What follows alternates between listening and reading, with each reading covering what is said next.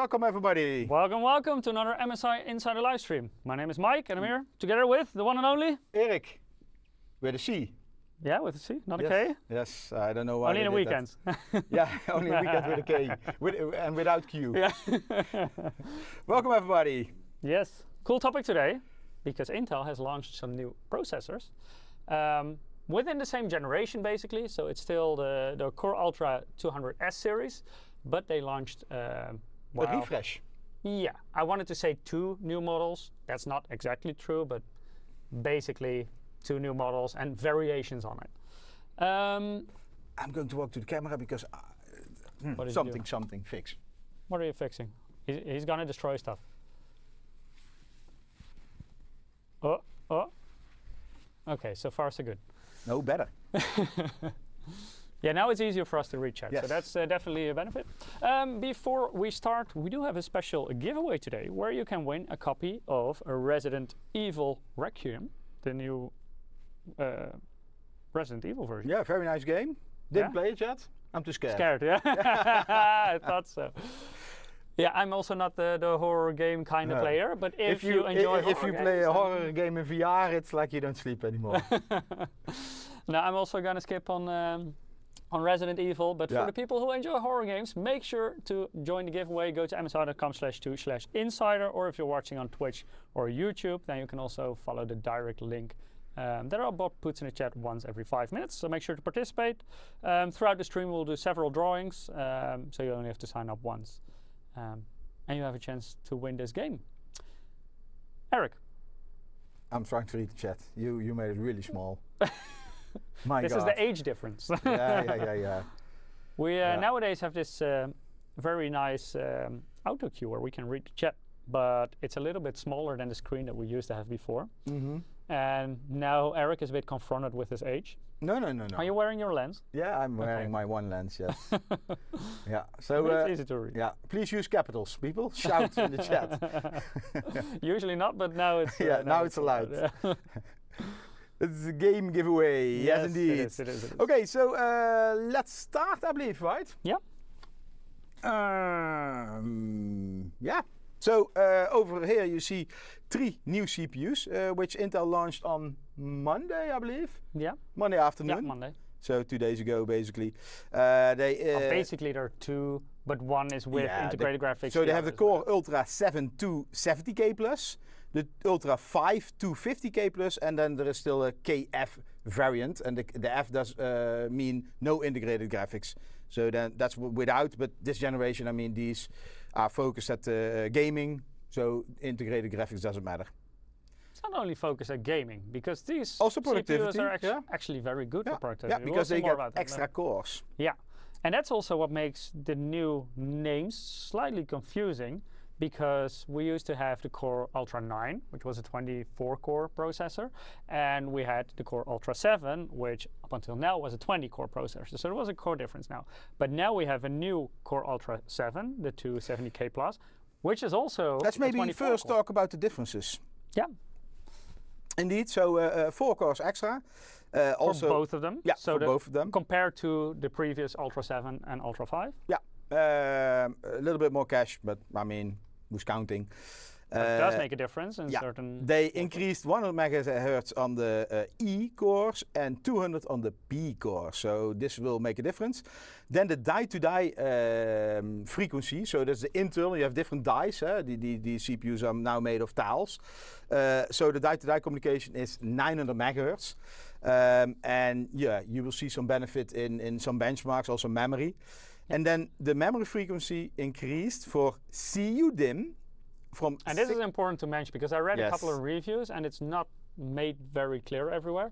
But the official memory frequency have a slide for that. Yeah, that you can run with regular modules is 5600 megatransfers per second.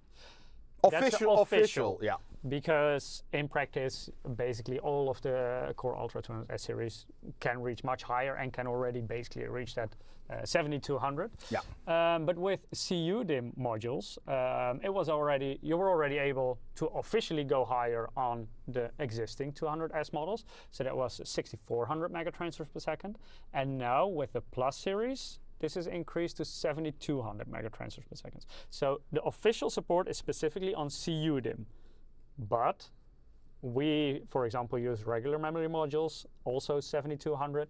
And it also works fine, but it's not official support from Intel. But so that's with all the overclocking speeds on memory. Yes, but it's technically overclocking. Yeah, but it's validated, right? I mean, we have a QVL list where you can see which memory, on what frequencies it can run. But this also depends a little bit on the quality CPU, of the CPU, the memory controller inside. But even your individual memory modules can always make a bit of a difference as well. So no guarantees. But usually, just luck. At least from our experience, the Intel 200S series are good with high memory frequencies, as long as you use 2 memory DIMMs, so 1 DIMM per channel. Yeah. If you use 4 memory modules, then it gets a lot lower. So basically, more cores, more performance, and faster memory support. So what would you then expect? A higher price, right? Yeah, normally with Intel, yes. Yeah, and this is what really caught me off guard, at least, because big surprise. Yeah, like in terms of architecture, nothing has changed basically. This is just a refresh, and normally refreshed, a little bit of optimization. A normal refresh of Intel is like 100 or 200 megahertz more. Yeah, that's it. And that's it. Yeah. Thank you. Bye bye. Same price, or we ask more? Now they did a few more tweaks. They added extra cores, but then you would expect that it was at least the same price, but they lowered the price quite significantly. Yeah. And especially the Core Ultra 5 250K plus is extremely aggressive on price. $200. Yeah, $200. Yeah. And if we compare that with the old... For an 18-core processor. Yeah, at the bottom we have the old CPU, so you have the Core 7 265K, the Core of the Ultra 5 245K, and the KF, but let's not talk about that one. So they were $400 and $320. So these are the launch prices. Yeah, launch prices. Yeah. Nowadays, of course, you can get them for a lower price. Well, I mean, if you would pay the same price for the 270K and the 265K, you will still go for the of course. Well, we talk later about that performance. Yeah. But the performance is good. Surprisingly good. And also in core count, it's basically the existing Core Ultra 9 that we had. But now that you can get the Core Ultra 7 with the cores of a Core Ultra 9 for the price of a Core Ultra 5 with the original launch, that is a big change, because I think a lot of media also were quite critical about the Intel launch, the 200S series. Some issues at the beginning. Yes. Performance issues, settings issues. Not the game performance, what certain people expected, but still charging a relatively hefty price. Yeah. Well, I mean, pricing was not the problem. The problem was that AMD was offering better performance at a lower price level. Yeah. And that has kind of turned around. Now they're playing the AMD game. Basically, yeah. We have good performance. But it's always good. Competition, you get a cat and mouse game between them. And I think this is now important because the memory price is still very high. I mean, it settled down a little bit at like 4 times the price we talked about in November, but still very expensive. And then, these kind of attractive CPU pricing, I think everybody will appreciate it. At least I do. So this is now kind of interesting, because I think a lot of people who will now build a new PC will spend more money on their memory kit than on their CPU. Yeah. And that has been very different for a long, long time. Because now, like a 32 gig DDR5 memory kit is basically twice the price of this Core Ultra 5. But yeah, 32 is probably what most people will be looking at when building a system with this CPU. But yeah, very interesting, and maybe not from a technical perspective. Yes, things have gotten a bit better. They added more cores, but the price is an extremely aggressive strategy, I would say. Yep. Let's talk a little bit about performance. Yeah. We have the CPUs here. We have some new motherboards we're going to show you as well. So later we will do benchmarks. This is the data from Intel. So, I mean, it's just as a reference. So what are they saying? This is the 245K versus the 250K. So the new one is the 250K plus, I should say. Yeah.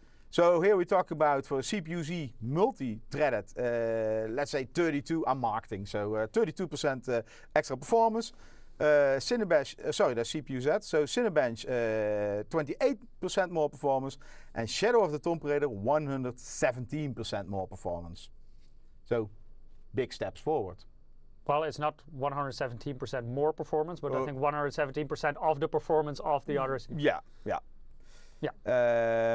Yeah, there they say enhancement, and here it's game performance. That's a bit confusing. So it's tricky. Yeah. But indeed, tricky marketing. Still quite a bit of a. Yeah. Then we're going to look at the two 65K, so the previous Ultra 7 versus the Ultra 7 to 70K plus. And here CPU, CPU performance 22% up, 23%. Cinebench R23 also 22 to 23%. And Shadow of the Tomb Raider almost 40% up. And I move my monitor a bit, that's better. Yeah, so yeah, very interesting. And that's for a very attractive price. And then they're looking at the 285K. So this is the Ultra 9, the high-end platform. And at this moment, they did not release an Ultra 9 plus CPU. So you have to do with the Ultra 7 to 70K plus CPU. But actually, when you look at these two, they're very similar CPUs. Core count is the same? Yeah. Yeah. I think they do have some frequency differences. So I believe, from the top of my head, the P cores are clocked 100 megahertz higher on the Ultra 9, and I think the E cores are clocked 100 megahertz higher on the Ultra 7 Plus in this case. But because of the other optimizations, you can still get better performance. So here they're talking Cyberpunk, 5% performance, Far Cry 6, 7% performance, Final Fantasy, 13% more, let's say almost 40% more performance, and Shadow of the Tomb Raider, again, 20% more performance than the previous Ultra 9 CPU. And that's a whole different price range. That was like very expensive. Yeah. We're talking like 500-600, and now you get this at the 300. Absolutely. I didn't check prices recently, so it's interesting what they will do with this CPU, because basically I would say it has to drop below the price of the Ultra 7 to 70K plus. Yeah, or at least Or they don't have stock anymore. You know, they sold out. Yeah, could be. Maybe they already cleared stock in the last few months. Because they are almost the same CPUs in many aspects. There are only slight differences, and in certain situations even a slight edge for the Ultra 7 to 70K plus. Indeed. Let's maybe talk a little bit about this. Small improvement. In the previous generation, Intel had a lot of different software packages you needed to download and install. Everything was shattered all over the place. It was a nightmare. Now they have what they call IPP of i3, IPP. 3 Ps. Yeah. Basically, they have one package where all performance package. So also their performance, the tuning software is included. Everything is included in one package. So that will make everybody's life more easy. Michiel, let's maybe talk about the setups we have today here. Yeah. Today we'll be comparing the old Ultra 7, so the existing model, the 265K, or I think you have a KF, so that's the only difference is that it doesn't have integrated graphics. Which one are we talking about? That's your system. This one. Yeah. So this is the CPU that we already knew, the Ultra 7 265KF in this case. We're running an RTX 5080. Why are we not running a 5090? That's because we needed two of the same GPU, and we only had one 5090 on hand, and we had two 5080s. Yeah. They have a bit of a different cooler, but they should be close in terms of performance.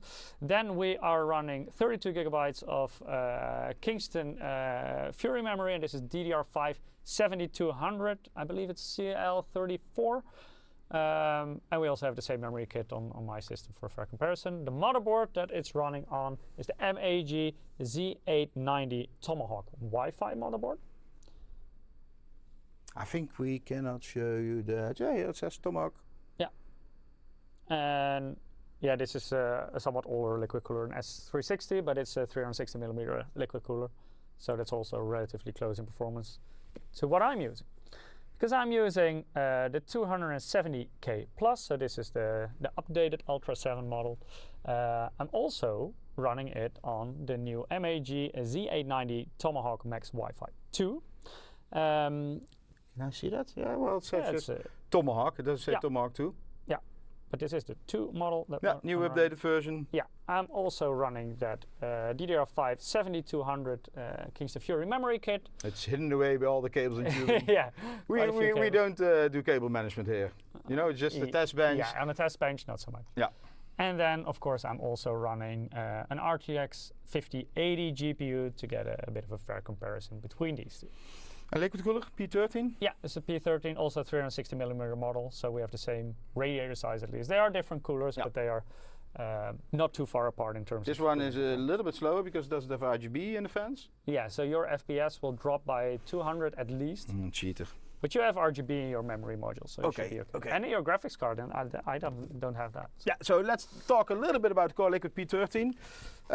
This is one of the new liquid coolers we're using today on this new 270K plus CPU series. We have also done a live stream about this. We have a live stream, so if you're interested.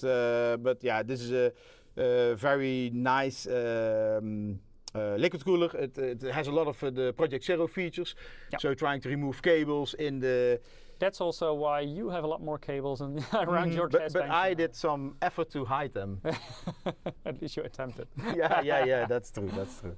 Also a nice screen on there that you can actually also use like basically as a monitor. Yeah. So in our live stream we also demonstrated you can play video games on it. Yeah. Quick remark here, not all games support this resolution, but in certain situations you can play video games on it.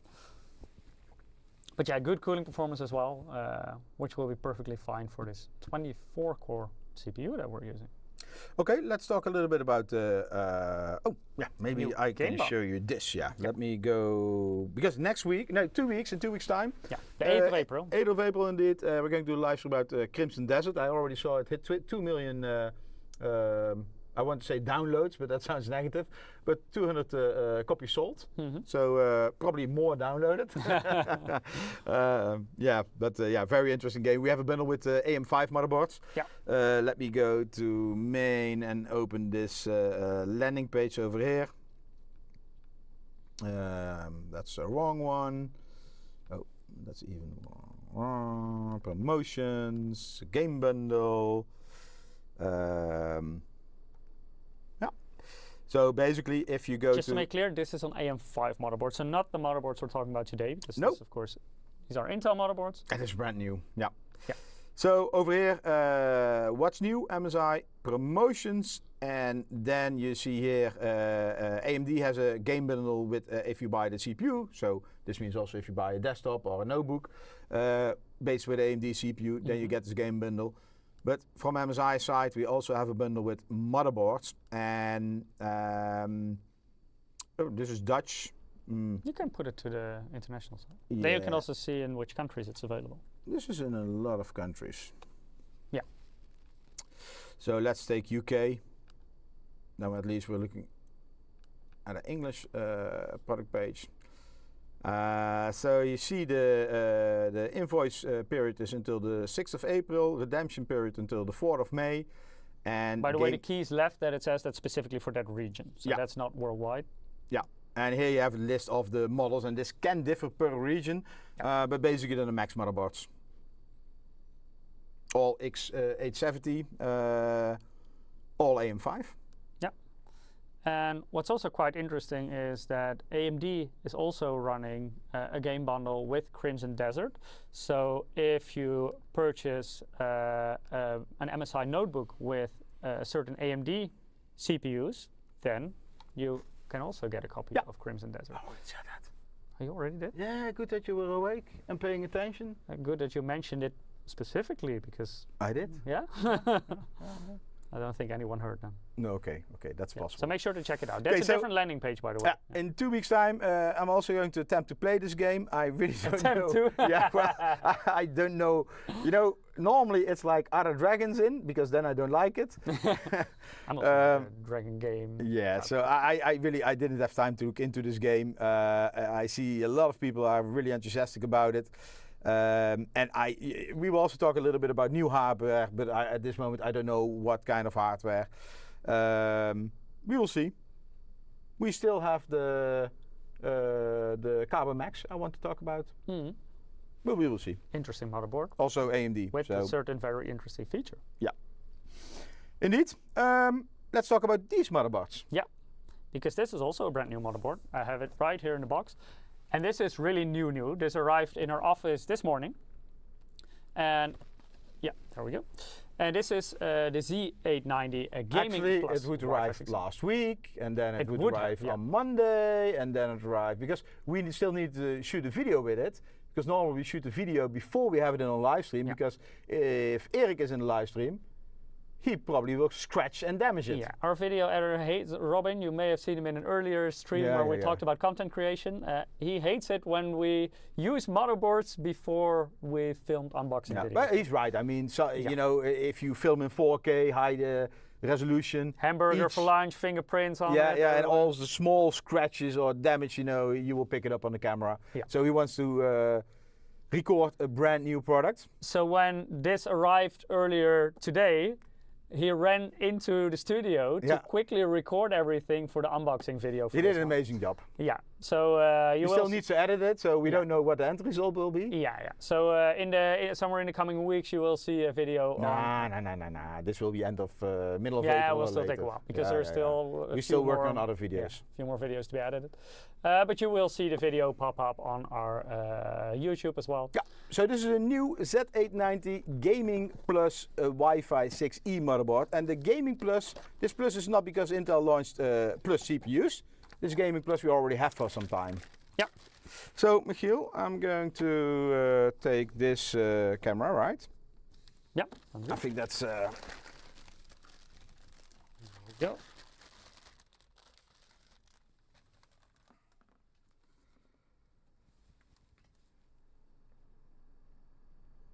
So brand new motherboard, has not been used yet, only been filmed this morning. One moment. Yeah, like this. So basically when you compare this to, for example, the Tomahawk, this is a bit more modest motherboard. It still's got a nice gaming look and feel to it, but in terms of feature set is a step below the Tomahawk. So it still has quite a good VRM. In this case it has 14 times 55 amp Dr. MOS, so driver MOSFETs, specifically for the CPU. But that is a little bit less than what you would see on Tomahawk, for example. You still get 4 M.2 slots. So one here on top, that's a Gen 5. Then Gen 4, it's also marked on the heatsink. And then here are 2 more Gen 4 underneath the heatsink as well. So all of them are covered by M.2 Shield Frozr heatsink. Let's maybe turn to the I/O. And this is where you will find another difference compared to the Tomahawk, because where on Tomahawk you will get a Thunderbolt port, that is not available on this board. So there you will also see a little bit of the difference between these different boards at different price points. You do, however, get quite a bit of USB, you get display outputs. It looks like now all mainboards have integrated the I/O shields, right? Yeah, it's nice, right? Yeah. Because it's a lot less hassle when building your PC. Also, you cannot lose those shields over time, which has, of course, never happened to me. Or cut your fingers. Cut your fingers. Or lose your fingers. Yeah. Also, the Wi-Fi on this board is Wi-Fi 6E, where compared to, for example, a Tomahawk, there you will get Wi-Fi 7. So those are a bit of the differences that you can expect. It still has the Flash BIOS button. So you can still flash your BIOS by using a USB flash drive, and specifically that port. And you can flash it by only connecting your power supply, so you don't need a CPU, memory, graphics card, etc. installed to flash your BIOS.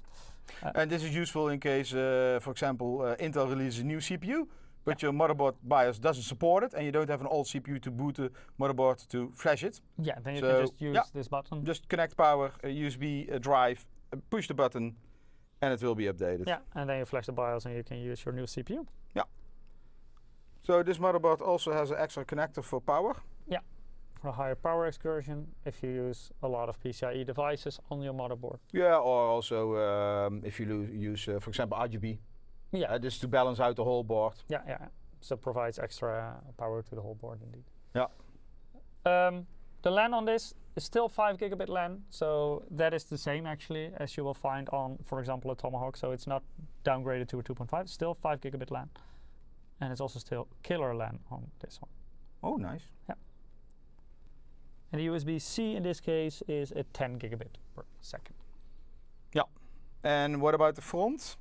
Because we also have, so that's the rear I/O. So actually we're damaging the color box already. Yeah, so that's good that, that Robin already filmed this. So what about this one? I don't know what the speed of this one is. I would say 10 as well. Could be. We can. I haven't checked that yet. You can check it. Oh, yeah, we hide that slide. So I think it could potentially be 20 gig per second. Could be. Yeah, actually I think it is. Then you also have two regular USB, well, we always call them 3.0 headers, but with the new USB name it's actually not called 3.0 anymore. But it's basically USB 5 gigabit per second ports. And each header can power another 2 ports, so 4 ports in total. There you have the Type-C indeed. Yep. SATA, 4 SATA. Quite beefy heatsinks also on the VRM. And as you can see, it also has the choke pads. So the heat sinks, they stretch all the way over. As you can see, that's quite difficult. If you take the correct angle, at least. Yeah, but the heat sink stretches all the way over the chokes, and there are thermal pads in between as well. And this is not specifically because the chokes, they don't really produce a lot of heat, but because they're located so close to the driver MOSFETs in this case, it does help to basically cool down the whole area around it. Nope. Yeah, you will not find the choke pads on the side where there are no chokes, Eric. Well, I see some MOSFETs. Yeah, those are the driver MOSFETs, but the chokes are on the other side. Yeah, at least I'm trying to do my best. At least you tried. So that is the new Z890 Gaming Plus Wi-Fi. Yeah, available in a couple of weeks, I would say. Yeah, should be. I see a question in YouTube chat. 2 times NVMe slots? No, it has 4 of them. 1, Gen 5, Gen 4, 1. Actually, so number 2. That was confusing. Yeah. Hey, I corrected myself. Yeah, good. Number 3 and number 4. Yeah. So 3 and 4 are also Gen 4. Yeah. So basically 3 Gen 4 slots and 1 Gen 5. Correct. Yeah. So still, I would say in this segment, still quite a hefty feature set. Yeah. Let's talk about the other motherboards we have. Yeah. That's also a new one. Yeah. That is the Tomahawk 2. MSI Z890 Tomahawk Wi-Fi 2. Yeah. No max, no plus. No max, no plus. But a 2. Yeah. A 2 like Romanian 2. Yeah, like Max we used for the AMD ones, and there we have the bigger BIOS on those. With the platform longevity, of course, AMD we need. I'm going back to the PPT. Maybe that's more clear. Yeah. So on the AMD we have the increased BIOS size, and that has to do with the AM5 platform longevity, as well as an external clock gen so you can play around with the base clock as well. This is not a Max series board, but it still has a nice feature set. So also when you would, for example, compare it to the Gaming Plus, the Tomahawk is just slightly higher end in most segments. It has Thunderbolt, it has some other more beefy VRM. Yeah. So I think on this model it's 80 or 90 amp smart power stages. 90, I believe. Yeah, it is 90. So 1690 amp smart power stages. So the Gaming Plus had driver MOSFET. Let's maybe go through everything. So first the VRM on the right top side. Yeah, so 16 smart power stages, 90 amp, and that's specifically for the CPU. Then there are also quite a few things the same. For example, the extended heatsink you will also find on the Tomahawk. It also has 4 M.2 slots, also the primary one being Gen 5, the other ones being Gen 4. You do get some extra quality of life functionality, like the easy DIY stuff. So you have the easy PCI Express release. So later we go and do more detail about that. Yeah. Also the easy M.2 shield Frozzer. So let's maybe the building process. I believe we have some slides about that. So the cooling. Yeah, so in terms of cooling, of course you will find M.2 shield Frozzer on all M.2 slots. You get the extended heatsink design, you also get the choke pads here. Actually, in terms of cooling, I would say these are relatively similar. And that mostly has to do with the upgraded cooling on these more entry-level boards nowadays. So if we look at the cooling, do we get like the M.2? I want to switch to this camera, but it's difficult to see the motherboard like this. But do you get double-sided M.2 cooling? On that one, I believe you do. On this one, you don't. So I can take this off because on the primary one, there is an easy one here. And I need to switch to mobile again. Yeah. So here you see that it is a single-sided M.2 shield frother. So you have a cooling pad on the shield itself, but not below. Is that a problem? Depends a bit on the SSD you're using. If you're running a very high-end Gen 5 SSD with a very large capacity, then you will also have memory chips. Or double-sided. Yeah, because if you have a very large capacity, then you usually also get chips on the rear side of the SSD. Then it can make a bit of a difference. So then it might be worth it to upgrade to a model that has dual-sided. But on the Gaming Plus, you will only find a single-sided, for example. Okay. Chipset heatsink also quite big on it. Easy connector design, EasyCon. Both of these motherboards have that. And that's basically for the new liquid coolers like the P13. You have a combined cable which is basically running the fan and the RGB at the same time. So instead of having multiple connectors, you only have one cable you connect to the motherboard. Maybe we can show it on the board. Yeah. Because this one actually has an EasyCon 2 design. It's a bit hidden between the cables. So now you see, oh, I got a shock from you. Damn. From me? Yeah, Pikachu. Here you see it connected. It is now connected with an EasyCon 1 connector. Almost burned the motherboard and the CPU and the GPU. Or we gave it a speed bump. Yeah, that's true. But this is with the PWM and the addressable RGB signal. But the connector itself also supports EasyCon 2, and that adds a USB signal. So for future model liquid coolers, for example, with the screen, you could also connect it through that. I felt it as well. You sounded scared. Yeah, I am scared. I just got electrocuted. Yeah. Then I combined some slides here. This is about the VRM system. We already talked about it. Yeah. So the Gaming Plus has 55A DrMOS and the Tomahawk 2 has 90 amp smart power stages. They both have core boost, 2-ounce copper in the PCB. I think they also have 6 layers PCB both? Or? Yeah, both of them 6 layers. Yeah, indeed. Digital VRM IC or PWM IC. Yeah. I think nowadays most motherboards have that, right? Yeah. But we still promote it. In the past this was something unique because a lot they had a different one. Yeah, also the dual 8-pin power connector also becomes more and more common. It's not on all our boards, but nowadays on more and more. So in the past you wouldn't find this, for example, on a Gaming Plus, but now it's also on this Gaming Plus model. Indeed. The power exertion, Mike already talked about it, and this is basically, I think we ditched the other slide, right, Mike? Yeah, we ditched it. So basically the extra power connector on the bottom. It's just a regular 6+2 pin PEG power connector, so that should be available almost. And that's because we also have some connectors which can draw 3 amps for RGB.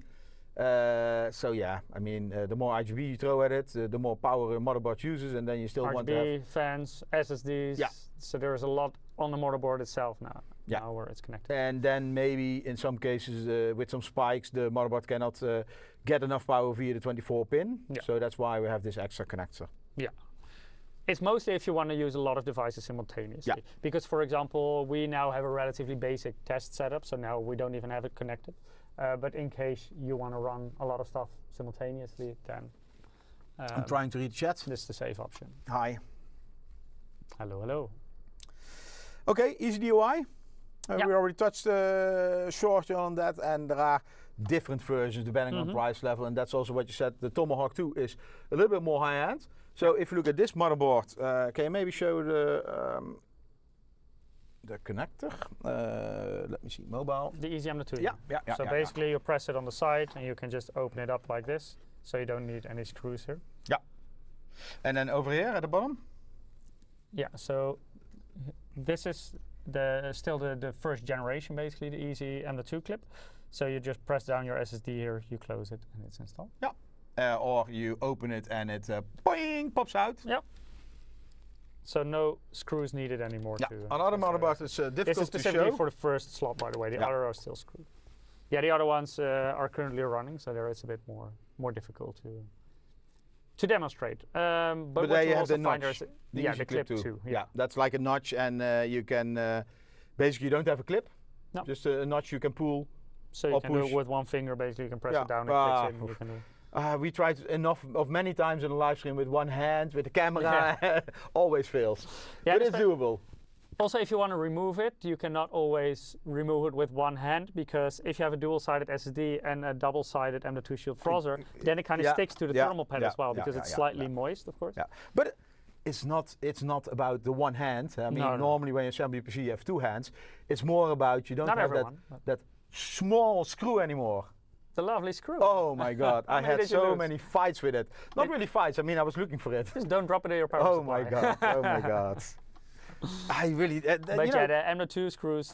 That's first generation always like. They have something, it works, but I don't think about, okay, how can things be user friendly? How it's easy to use. Older PCs had a lot more annoying things. Yeah. Tell me about it. Tell me about it. Okay, we have a demo video. Do you think it works? Yeah. Hey, wow. Oh, is this also video? No, it's animation. Not video. Yeah. Okay, we have a video. Yeah, video. Probably we don't have sound. I hope for you we don't have sound. So this is a feature that you will find on the TOMAHAWK board, for example, the easy PCIe release. So you can just press the button and you release it, so then you can take it out. And when you install it, you press the button to lock it again. So you don't have to stab motherboards with your screwdriver anymore, Eric, in order to release your Don't know what you're talking about. The Gaming Plus, for example, does not have this feature, but we do have a bigger clip for this. I can show that. And this is a feature mainly because Eric uses a screwdriver to stab the motherboard. Yeah. We now enlarge this a little bit, so when your graphics card is installed and you are trying to reach with your hand in your PC to release it, you can press it at the very end, because especially with graphics cards, for example, with thicker backplates, it can be quite difficult to reach the... And in this motherboard, the layout is not so much a problem, because we have here M.2, but sometimes it's next to the memory. You can still use a large air cooler on this. Oh, true. Yeah. With an all-in-one liquid cooler, it's already a lot easier to reach it. Yeah. But so let's see that on this motherboard. Yeah. See here, there is enough space. Not a lot, but so that's where I place my screwdriver. Don't do this at home. Yeah, here you don't need it, because here you have the button. Yeah, here you have the button indeed, and then on this motherboard you also have the button. Because it's also TOMAHAWK. Okay. Yeah. And on this motherboard, we cannot show, but yeah, you can just open and close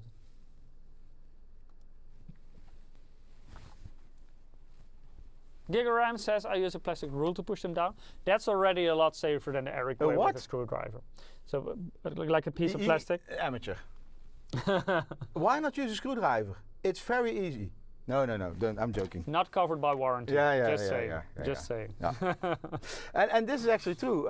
In the past, sometimes we saw mainboards in our RMA, and not really about this, but with scratches on there for screwdrivers. Like, oh yeah, I didn't. Because it's pointy and it slides off, and you just ram it into the PCB. Yeah. It's a very bad idea to do that. Yeah. Because you also have all the PCIe traces running there, so you don't want to stab your motherboard in that location. Indeed. So a lot of other small DIY friendly design features.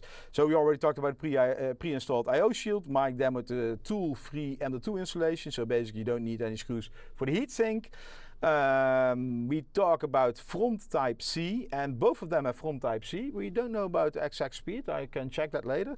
But I think it's 20 for both of them, but there is one difference between the two, and that's because TOMAHAWK supports power delivery on the front Type-C.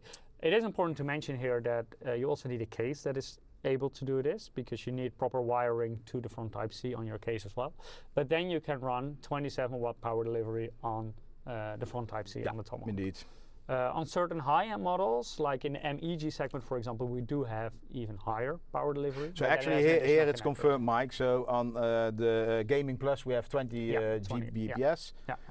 So that also means that this one had it, but this one has extra power delivery, 27 watt. So this is another example of more power that you draw from the motherboard nowadays, because this does not without extra connector, because we have some more higher mainboards. Yeah, those have. Then we talk about. That's what I just said. We never listen to each other. Indeed. I wasn't paying attention. I was already checking this slide. Okay, but good story, Aaron. Yeah, we appreciate it. Okay, easy DIY antenna. Can you maybe demonstrate? Yeah. I mean, we have it here, so. It should be in here if our video ever put it back.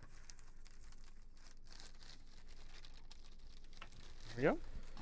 So here we have the antenna that comes included with Gaming Plus. And in the past, you had to screw this on. Now you can just push it in like this and down. Yep. And also to remove it, just pull it out. Easy. Yeah. Easy DIY. That's where the name is from. Yep. The clear CMOS button. I mean, you... No, that's not on the Gaming Plus, but that is present. Yes, on the indeed, because this one had the BIOS flashback button. And then the debugger. I can show it if you want, if you give me your phone. So we already showed the Flash BIOS button on the Gaming Plus, but here on the Tomahawk, you see 2 buttons over there. And the one on top is the Flash BIOS button, so that's the one you also had on the Gaming Plus. And then there you will find the clear CMOS button as well. DRAM, please, capitals. I love the debug LED, but the one from mine is under my graphics card, heatsink. That's not a good design. They don't make a water block for my card, so I'm stuck with it covered. Yeah, so you know, I believe, especially if you have a little bit older mainboard, in the recent years, there was way more attention on. I can show you where it is here. Yeah, so. There was way more attention on doing a smart PCB design. So where do you locate all the connectors? And in the last 5 years, I believe, a lot has changed on the motherboards. Yeah, that's true. So this one also has the hexadecimal. Yeah, so you also get the number, so you can more easily search what the issue on your motherboard is. Yeah, and on this motherboard, it's very small. It's over here. So those are LEDs that will at least tell you where a potential issue is. So for example, is it your CPU, is it your memory, is it your graphics card, depending on which LED is lighting up. Yeah, very small, cannot focus. But here it's not hidden underneath the graphics card. No. And you don't want to see them red anyway.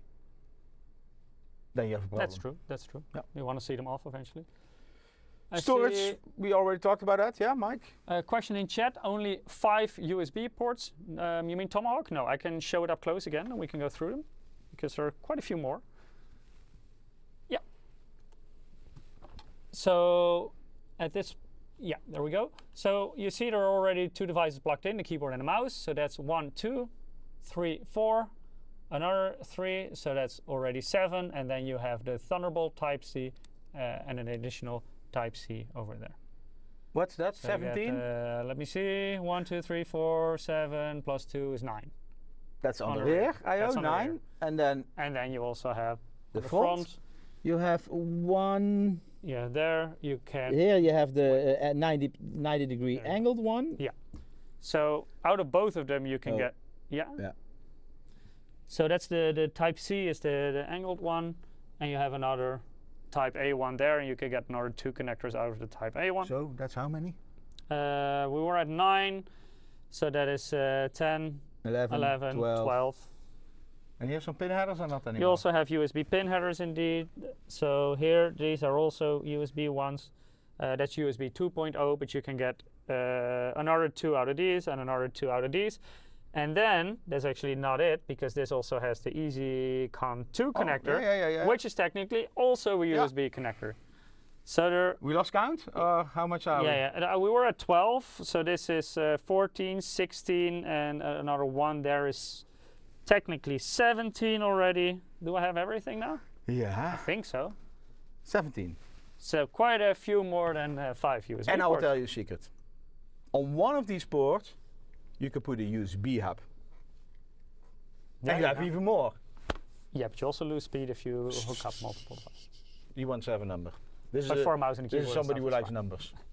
I do kind of like it for like peripherals, like mouse, keyboard, headset. You just put them all in a hub and... But not for transferring files, not for USB devices or hard drives or something. Well. Yeah.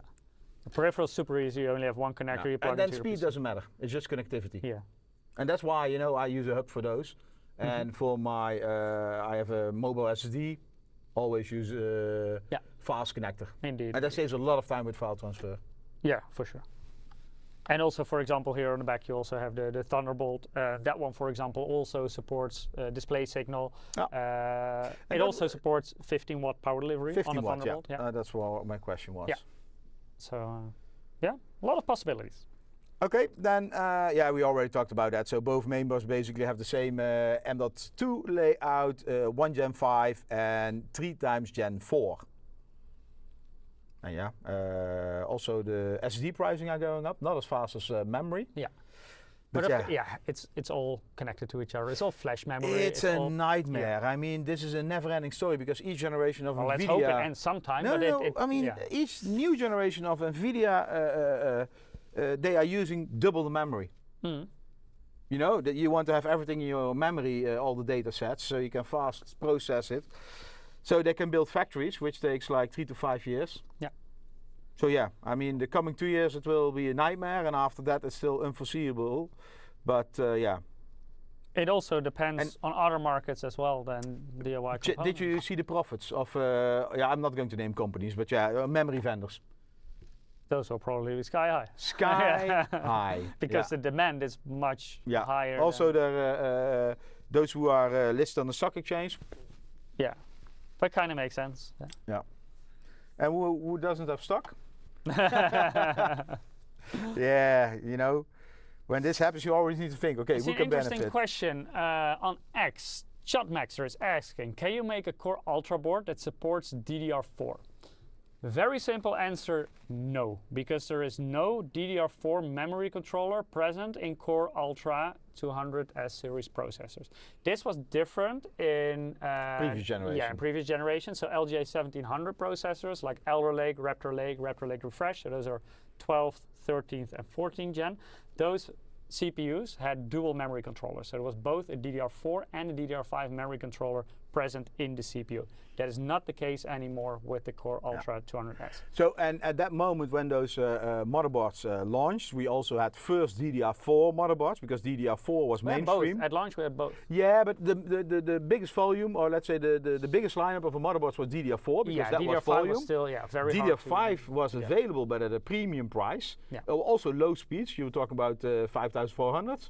I think 5,200 maybe. 500, 200. Or 48 even. We also had that. Yeah, that was like JDEC speeds, but I think at launch we had like one faster memory kit, and that was 5,200. We were like 5,200. Wow. Yeah. Well, compared to DDR4. Yeah, and it was very expensive, and that's why only on the higher motherboards we had DDR5. CL40 as well. And then you know, I think it took about 1 year before you saw maybe even longer before you saw the crossover in pricing because between DDR4 and DDR5. And then, meanwhile, step by step, we introduced more DDR5 models, and we end of life more DDR4 models. And technically, you can also make a combo board which supports both DDR4 and DDR5, but either one of them, so not at the same time. Not simultaneously. You can use one memory controller at the time. Yeah. So there are some boards on the market, but it's kind of... but again, this is only LGA 1700. Previous sockets. Previous generation. Yeah. And the problem with that is you know, it's both not optimized. So both the memory speeds, DDR4, DDR5 on the combo board are not that fast, but you can start with DDR4, and when DDR5 is low in price, you can take that out and put DDR5 in without having to change your motherboard or your Windows installation. This was also with DDR3 to DDR4, DDR2 to DDR2. We also made them, but this generation we didn't make them anymore. It's technically it's a bit tricky, and it's also more expensive to make on the board. So layers you need to have because memory is very high frequency signals. Yeah. So you need to isolate them in the PCB layers of your motherboard. Indeed. Yeah. And also, if you, for example, still want to have 4 slots available on DDR5, you need to add another 2 slots at least. Mike, I'm going to show you our first combo board. I think it's our first combo. Nah, maybe not. I think I know them. Yeah. P35, I think. No. Or even older. The memory lover. The memory lover. Yeah, I do remember that one. Oh, I need to put MSI here. Yeah. Is it this one? Yeah. Yeah, I remember the memory lover motherboard. That was an interesting motherboard. How many memory slots did that one have? Because I think it... I'm trying to get a... I think it had 4 for both of them, right? What is this? Can I not get a... Or was it 6 in total? Bing. My God. Oh, I just go to Google. So Microsoft will hate us. Yeah, maybe you're familiar with this board. It was called MSI Memory Lover Motherboard. And this was in between DDR2 and DDR3, I think. Same interface. And So this is socket, this is LGA775, right? anyway, I cannot view image here. I have it. Error. Anyway, I will show you Because like this. it's a very old PPT. Yeah. Yeah. Sorry, very small. But this was a memory lover, indeed. What chipset was it? It was, I think it was either P35? Yeah, or 45. P35? P45. That area, Yeah. indeed. Yeah. So LGA775.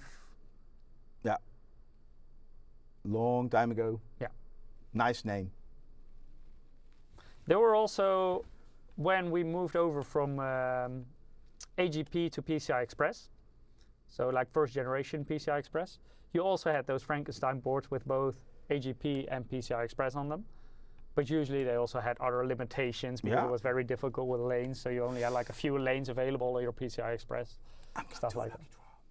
Oh, let's going to do 2 lucky draws. Okay. I will remind our viewers of the giveaway, because today you can win game codes for the new Resident Evil game, Requiem. We're giving away several game codes throughout the stream. Our first 2 will be drawn now by Eric. So if you have already signed up for the giveaway, no need to do anything anymore. You're automatically included for all draws. Oh my god. Oh, difficult name? Well, you know. Good luck with that. Scoale? Scoale? Can you repeat that? Scoale, I think. Wait, what? Scoale. Congratulations. Scoale. Sorry that Eric butchered your name, but you did win a game. No. That's level 1. Oh, it's getting increasingly difficult. Oh, my friend, what did you do? Cos my... Yeah, you come here. Oh my god. Cosmic Clamor? Cosmic Clamor, yeah, that sounds... Congratulations, you also won a game code for Resident Evil. So what congrats again, we will email the codes. We need to make it much more easier. Yeah. Like numbers, everybody numbers. Number 1, number 2. Yeah. But congrats again, we will email the codes to you in the coming days with some instructions on how to redeem it. Or well, Eric will do that. More about that later. Yeah, now we'll do that. Okay. So, talk about memory, DDR5. Yeah. Yeah, these boards, well, actually, you can show that on this board as well, the back. Yeah, it's an SMT soldering process. So you don't have the pins on the back of the memory slots anymore. There is. And also in the PCI. So here you see the difference. So this is, for example, a Gen 5 PCIe slot. It has SMT soldering. And these are Gen 4 slots, and those have the regular soldering still. Yeah. Main reason why we use this. Yeah. Yeah, Blood, if you're unlucky, then yeah. Main reason why we use SMT soldering is because you get a clearer signal quality, so better signal quality, which is why we use this for DDR5 and PCIe 5. So for DDR4 motherboards, the older ones, we also still use regular soldering. But for those higher frequencies, those higher bandwidths, we need a better signal, so we use SMT soldering process. Yeah, so both for the DDR5 and the PCI Express slot. I can show you that as well. So the PCI Express slot also uses steel armor. Yeah. On the primary slot. Yeah, on the primary slot. And that is for the heavy GPUs. I mean, not really heavy. Already very heavy. And this is still 5080. Yeah. Because I took a 5090 out of this one earlier today as a prim. Yeah.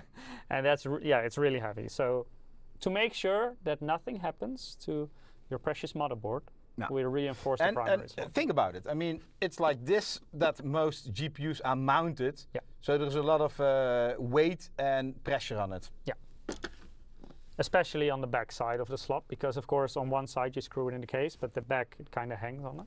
Yeah, so and we use on the Tomahawk 2 we have PCI Express Steel Armor 2, and on the Gaming Plus we have the normal previous generation Steel Armor. Yeah, and so that's also with easy. Steel Armor 2 is even stronger than the regular one. And that's, you know, like what we said, small differences like Thunderbolt, but also all the small things like we have the PCIe release button. I saw someone saying earlier in chat, Tomahawk is never cheap, but that also has to do with these kind of things that you will find on Tomahawk. Yeah. Tomahawk is also not our most expensive board, not at all. No. And not our cheapest. No. It's I think middle of the range. I think that's also part of why it's so popular, because it does have the features that most people want, but it does not have the features that a lot of people I would not say want, I would say need. Want is something, ooh, I want it, but I cannot afford it. And need is like, it's not always willing need, to pay for because it. A lot of things are also quality of life. When you compare these boards, for example, the Gaming Plus, it has a lot of stuff you need, but there is stuff that you may want on the Tomahawk board. okay, you win. Because like the easy PCIe release button. True. Yeah. Do you need it? No, you're right. No, you're right. But it makes things easier. Yeah. But that's also if you compare one lower end mainboard to a higher end motherboard. And also the debugging with the hexadecimal number. It's you don't need it, but it's easier. Yeah. And I think overall Tomahawk is always like a solid offering at a decent price, I would say. That is indeed affordable price. Yeah, affordable is always difficult because what's affordable for one is not affordable for the other. Your earnings, your salary, indeed. Yeah. But I would say affordable compared to the CPU memory in the past. You say compared to the CPU, but now CPU is very affordable, I would say, in this generation. It's dynamic. It's a dynamic situation. It's complicated. Okay, let's talk. That's the Facebook status. Yeah, relationships. Yeah, relation. So let's talk about Thunderbolt 4. The Tomahawk 2 also has Thunderbolt 4. I believe you know what it's about. So it is not only Thunderbolt 4, it's also USB 4. There are not a lot of USB 4 devices in the market. I think that's pity. On storage you can. Yeah, but not like USB 3. I mean, no, but it's more still expensive. A niche. But it's also much faster. It is faster for sure. But you pay for the speed. Yeah. Mike already said power delivery 15 watt, so you can have 27 watt on the front USB Type-C and 15 on the rear. So on the front, I think it's especially interesting if you want to charge something. For example, on the front of your case, if you want to charge your phone or your tablet or whatever you want to charge.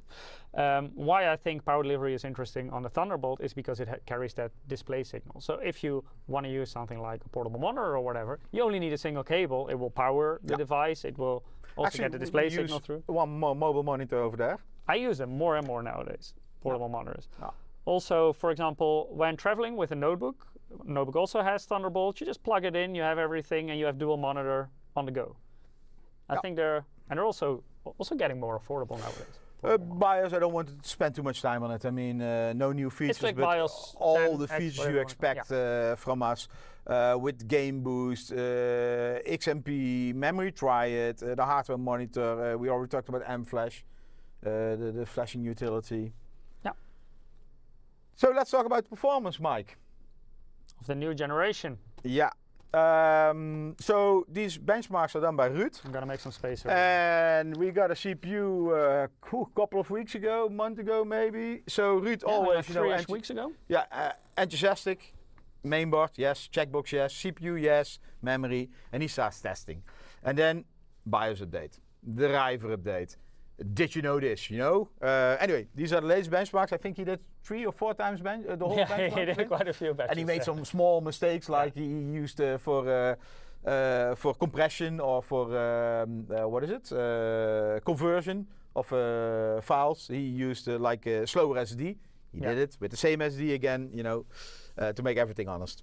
Yeah, to make it. Yeah. So this is Cinebench 23, single threaded. So you're running on 1 core in this case. And here you see on the bottom, not on the bottom. Let's focus on the Intel. You see the U7 265, which is replaced by the 270K Plus, but has a way more higher score. So from 2189 to 2400. And in the middle is the previous Ultra 9 CPU. So here you can already see that they're basically on par. Yeah, and that's mainly, this single-threaded. Now this has mainly to do with the clock cores. No, because actually the i9 here has a slightly higher P-core frequency compared to the i. So there are other optimizations I still say i7, i9, I know. Ultra 7, Ultra 9. I still have to get used to it. Yeah. But there are some more optimizations in there that also help in the Cinebench score in this case. Shall we have a look at multi-threaded performance? Let's test it on our test benches. We have them So here for a reason. So this is my test bench. yeah, maybe you can also open up HW info so we can have a look at. We can prove what you're running.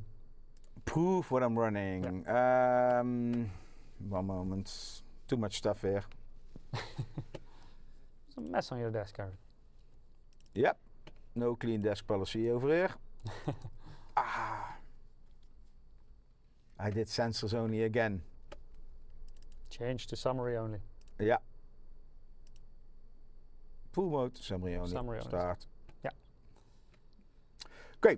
I hope you can see that, but over here you see this is the Intel Core Ultra 7 265 KF. Actually, I have an F CPU. Yeah, you have to F. So basically the only difference here is that this one does not have integrated graphics, which we're not using anyway today because we have an RTX 5080 in there. The rest, the clocks, the cache, everything is identical. So in terms of performance, it will also be identical compared to and we're using the previous MSI Z890 Tomahawk Wi-Fi motherboard. Yeah. So now we're going to mic. Can they see that? Yeah, on the top corner you see talk which about your CPU. memory, by the way, first. Oh yeah. What memory? Kingston 32 gig. What is this? So 2 times 16. Yeah. CL38. Yeah. At 7200 megatransfers per second. So here it shows 3600, but it's DDR memory, double data rate, so you have to. AC DDR5 7200. Yeah. Okay, so now we go to the system of mic. So I'm running the new CPU, the Intel Core Ultra 7 270K Plus. As you can see, that also gives me more cores. So I have 8 P cores. You also have 8 P cores. Yeah. But I get 16 E cores. I only have 12. 12. So this is a 24 core CPU compared to Eric's 20 core CPU. And mine is cheaper, just say. I'm running this on the MSI Z890 Tomahawk Wi-Fi 2, so that's a new model. Also 32 gigabytes of memory. Oh, wait, I click it away. When I press enter, I close it. Amateur. Yeah, rookie error. I will open it again. No, I won't press enter. There we go.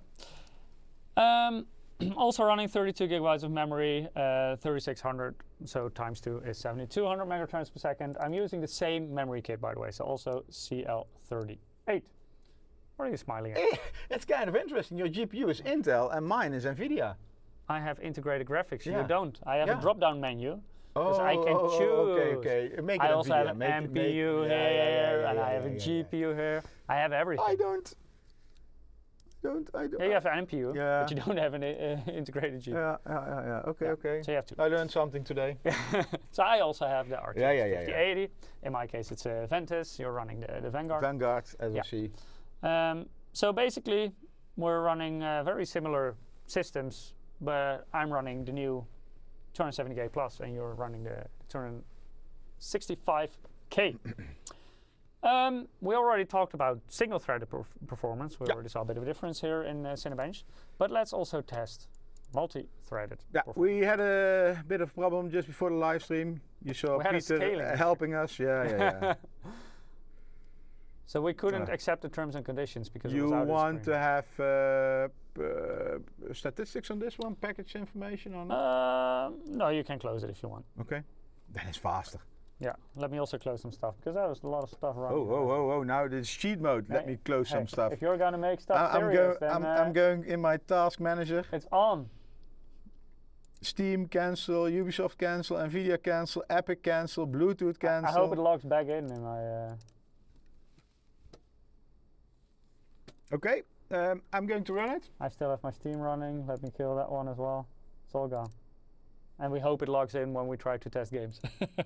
I'm switching to mine. Yeah, so Eric already has a head start. So, because we're also live on TikTok, Instagram, we don't have a dual setup. Normally we have a side-by-side, but it's too small for portrait view. So, we're just going to switch scenes.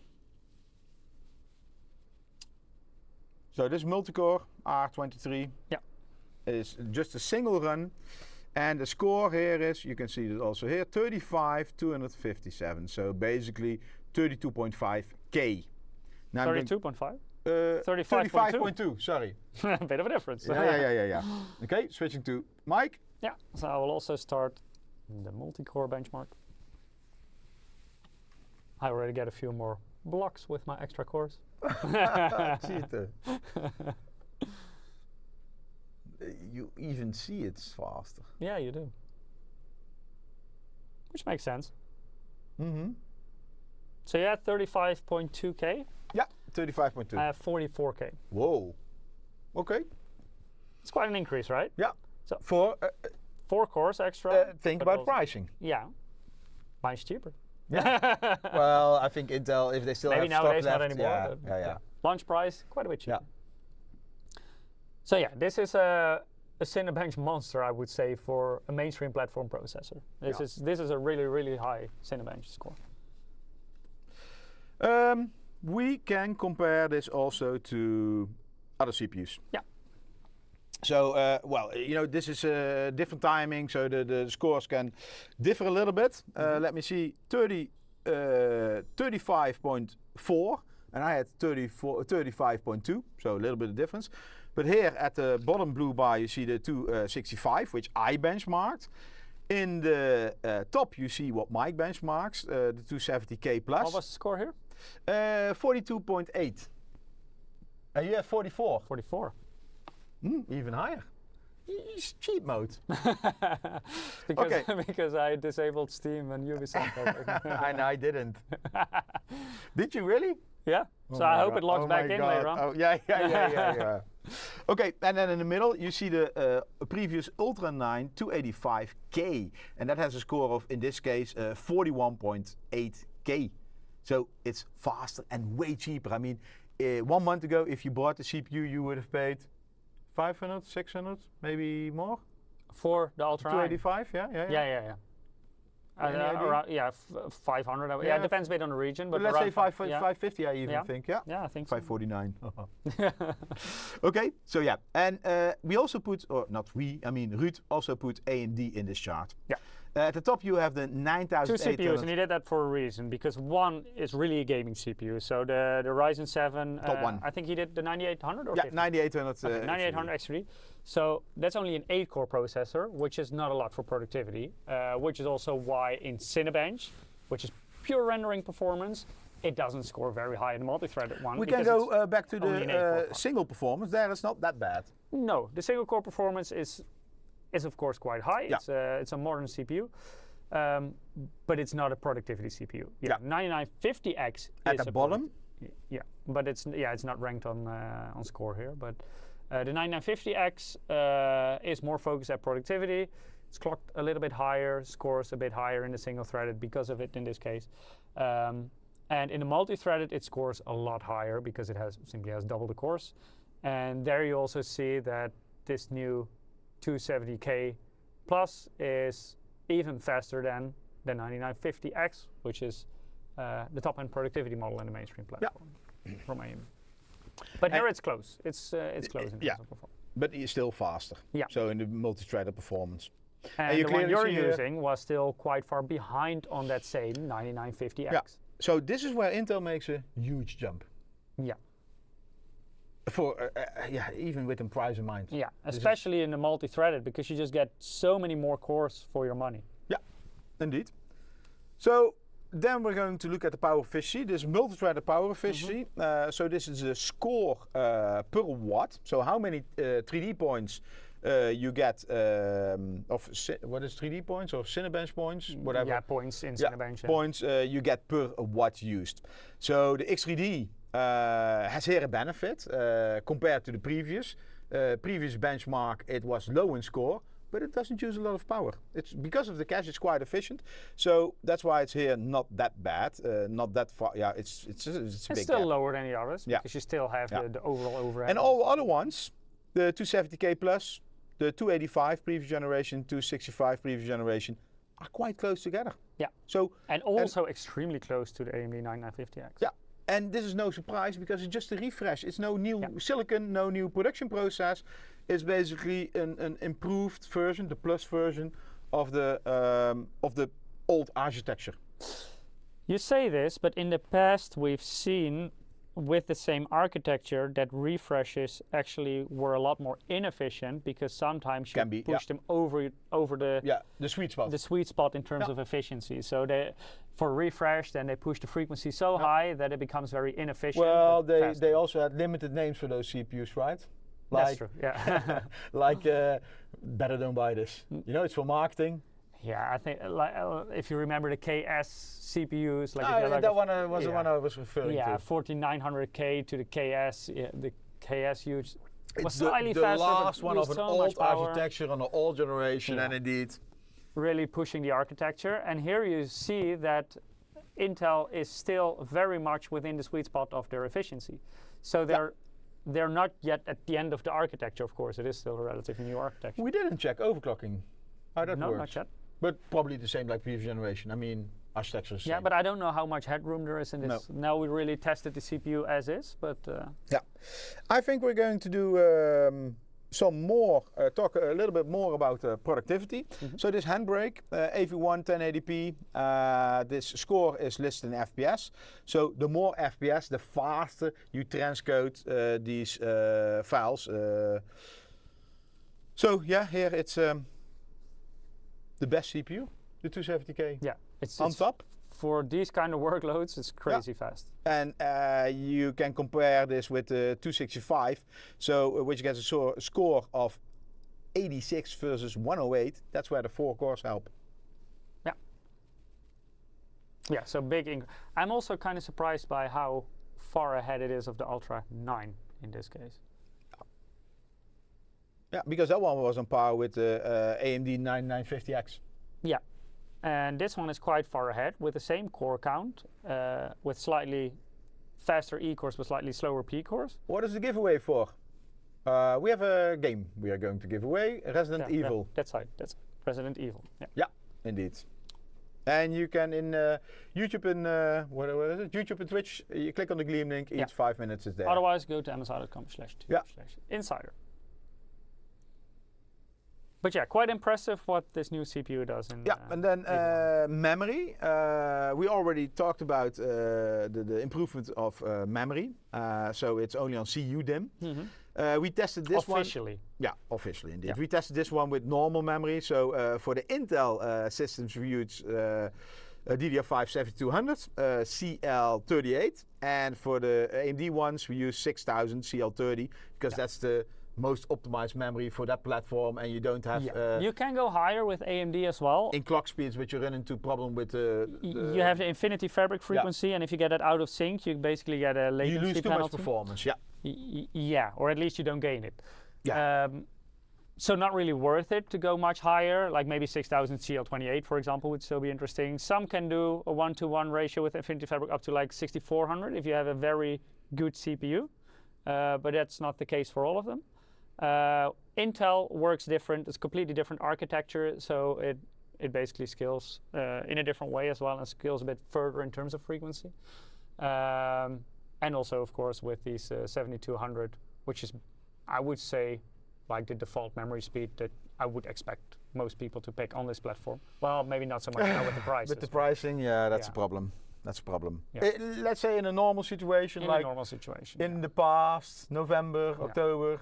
This would be the advice, indeed. I also saw the... And we already showed that AMD has a big benefit with running single DIMM. On X3D specifically. Yeah, you're right. But I also saw that a couple of media were already testing the Intel platform as well with lower frequencies, so you can see what kind of performance hit you can expect when, for example, going for a 6000 or even lower kit. Little bit of a spoiler. It is a little bit slower, but it's not that bad. Okay. At least if you go for like a 6000. So bigger impact on AMD, but still affordable, especially with these high pricing. At least it is a bigger impact than compared to AMD X3D. Yeah, yes. Sorry, I need to. But still, it was not too bad. Yeah. So if it is a lot less expensive, then it can definitely be worth it, especially if you're going for like a 250K plus. I see a wise person in the chat. I want a lucky plush. No GPU and no other components, please. Who needs a 5090 if you have a luck? Wise person. Where is our? Oh, it's it's hiding. Table, yeah. It's hiding. Well, we have we have one over here. Yeah. Okay, let's talk about latency. What is here to say? Well, this is actually quite interesting as well, because when you compare the 270K to like the 285K, for example, you see quite a bit of a decrease in memory latency. Yeah. So all the Intel we tested with CL38 7200, but you see the new generation is it's much better, and that also has to do with first of all the memory frequency support on CU DIMM is increased. So this means that the platform is optimized. The die-to-die, because you talk with the memory controllers with the CPU die, is improved. And we did some internal benchmarking. Some other things changed, but we still don't know what.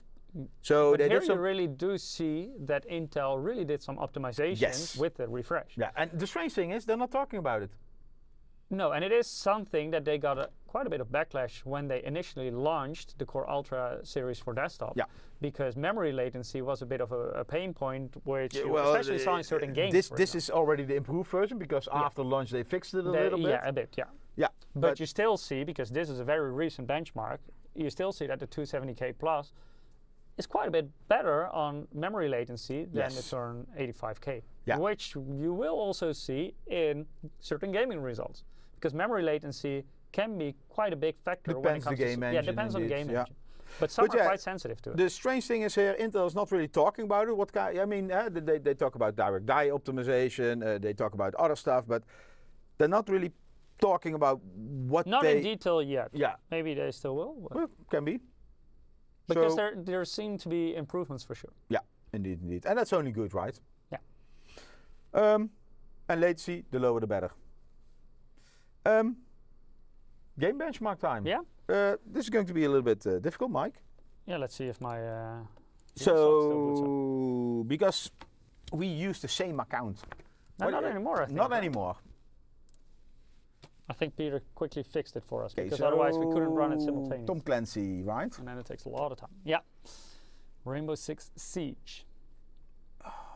I used to play this in the beginning. Were you any good? No. You need to have a team. You need to have communications, people you can trust. You know what to do. And it was a good game? Nobody can trust me. But I think you have to be quite patient, right? Because you have to hold angles and stuff. And I'm not patient enough, I think. But it's a little bit strategic game, so that's interesting. Often maybe tactical. I'm more of an arena shooter person. I'll just go in and shoot. Guns blazing. No questions. Okay, Mike. Yeah. It's you. I'm still connecting to the Ubisoft servers. Solid Snake.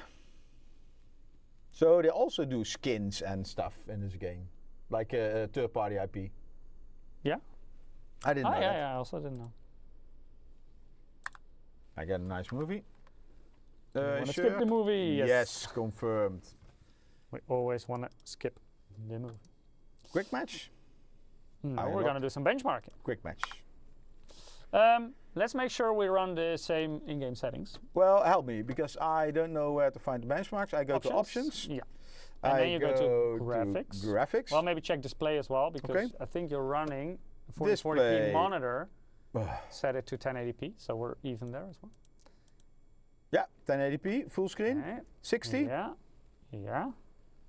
Auto. By the way, the monitor here is this is the capture card, that's the monitor. Same here. Yeah. Aspect ratio, audio, VSync off, FPS limit.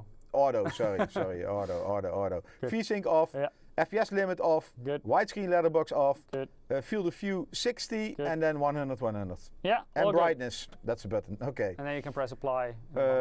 Apply. Yeah, I had to change resolution. Yeah. Do you want to keep? Yes, please. Okay, then go to graphics. Graphics. I have reflex low latency on. Yeah. Ultra plus. Correct. Very high. Yes. Maximum. Yes. 16 times. Yes. Ultra plus. Yep. Very high. Ultra. VFX quality. Wait. Ultra. Whoa. Before that one. Reflection. The high. Okay, good. VXF is Ultra plus. Yeah. One moment, I'm going to scroll. Occlusion, SSBC plus. Yeah. Lens is bloom plus lens flare. All good. No. Off. Oh, that one off? Okay. Right. I There we mean, go. this is like a blur effect, not? It's a benchmark though, so. but if we both switch it off, then it's fine. Okay. Field of depth. Depth of field. What Depth the of hell? field, Zoom yeah. in depth of field. Field of depth. Yeah. Anyway, on. Yeah. What do we do with the NVIDIA Deep Learning Super Sampling? DLSS. No, Yeah. off, because we want to do rasterization performance. We really want to test Okay. how it. AMD off. TAA anti-aliasing 0 150. Bingo. Okay, apply. Apply. Then Benchmark. benchmark. Shall we switch to mine? Yeah, we can switch a bit in between. In the top right, you can see which system you're looking at that specific In time. this case, a 265K. Yeah, so that's Eric's system and the 270. Previous generation. Because Eric is a bit older, he gets a slightly older system. Older, slower. You should And it say- goes hand in hand, right? Yeah. You should say Erik is a bit older and slower. Well, that's why we were in the benchmarks. We still don't know yet. That's true. I have a feeling though. Mm-hmm. I saw some benchmarks which give an indication.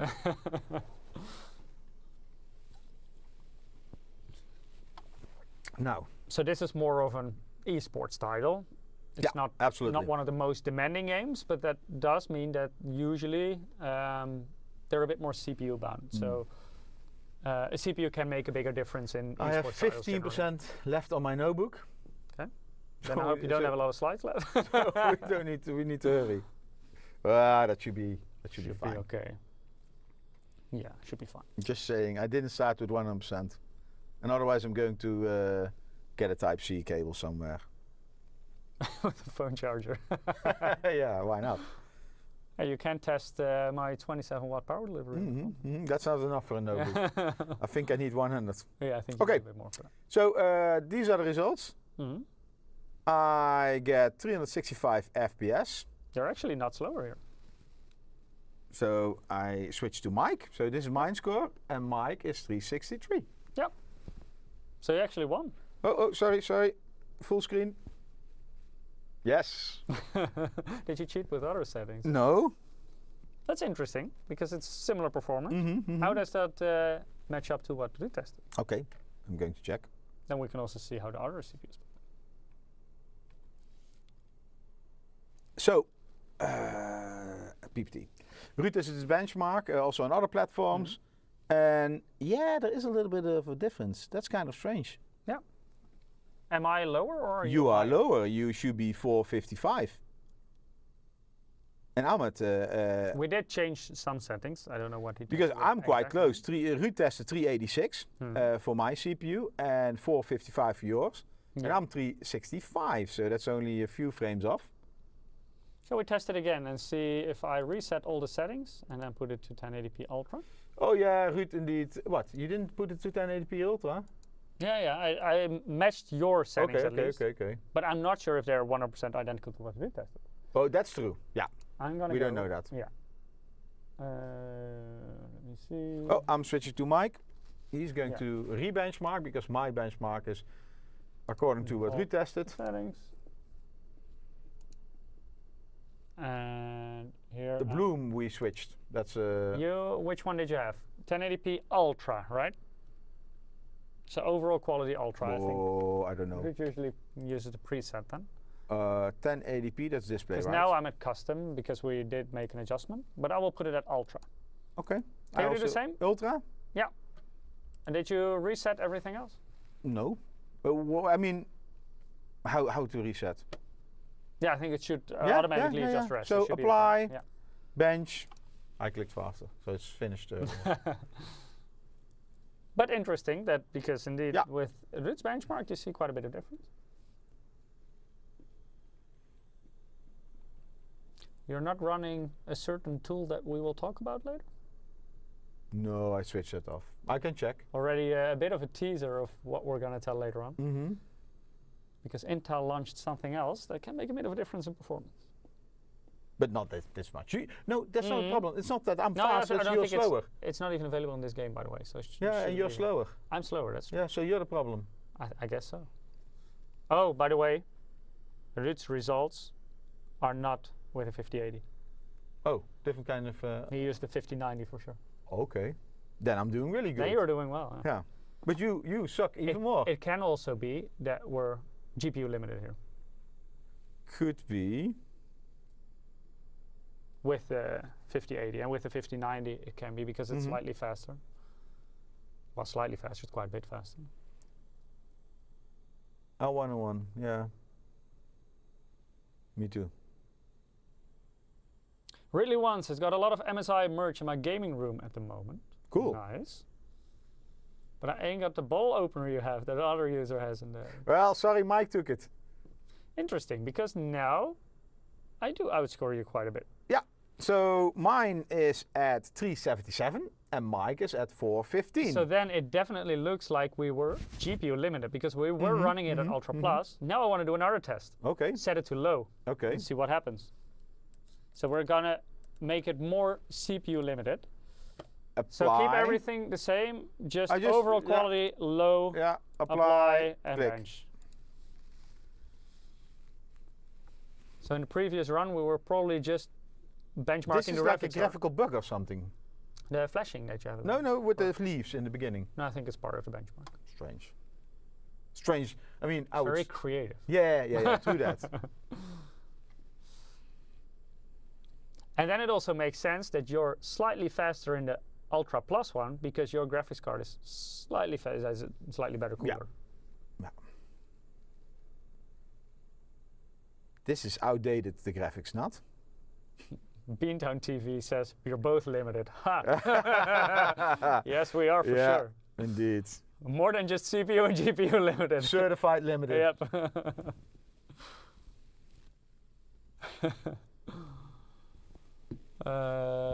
Elite is asking, what time is the raffle? We have several drawings throughout the stream. So later on we'll do 5 minutes ago. I'm going to do a new one. Yeah, later on we'll do it. He wants to play that game. I don't. I don't like horror games. I heard it's a very good game though. It is a good game. Yeah. Resident Evil also has quite a loyal following of players.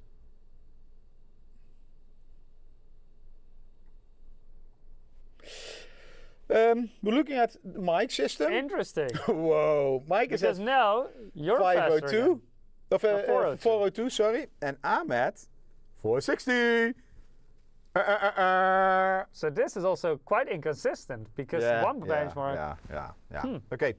I'm going to switch off this game. Yeah. We played enough with it, right? Yeah. And we don't know why this is happening. If we let me see, where is the exit? Here's the exit. Because I expected the difference to become bigger here. So we go to the PPT. Yeah. So this is Ruud's testing with a 1590. Yeah. You see the X3D still outscores everything. Ruud also has another benefit. He usually takes a little bit more time to test, so he runs multiple times. And he's a pro. He's a pro, and he averages. Yeah, and we lack skills, so. That's true. We're limited. We're limited. Yeah. Okay. I'm going to do a lucky draw. Can also be positive, right? Limited edition. You do the blah blah blah. Yes. If you haven't participated yet in the giveaway, make sure to do so. Go to msi.com/2/insider, or if you're watching on Twitch or YouTube, you can just follow our direct link to Gleam that our bot puts into the chat once every 5 minutes. And please have a normal name that I don't have to butcher. Oh, now it's coming. So now it's someone who password generated their username. Yeah. Doable? Next. Well, you know, I'm very happy today because all 3 winners so far are using the loyalty bonus. That's quite easy. I mean, we're running for so many years. So thank you. So this is a ChatGPT?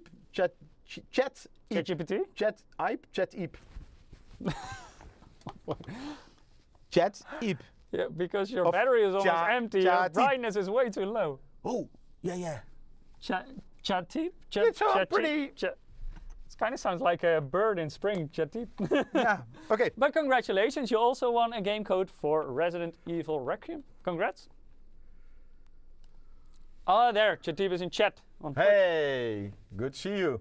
At least that is what the nickname said. So yeah, I think it's you. If you get an email with a game code, then yes, it was you. Yeah, and otherwise somebody is copying your nickname. Yeah. Possible.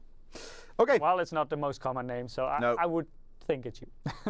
Anyway, Congrats. probably tomorrow you will get Giga Rams as a YouTube email. chat. That's not how you say my name. Okay, F1. We are not going to do this one live. 1080p medium settings, 25 edition. I mean, X3D again, it's a gaming CPU.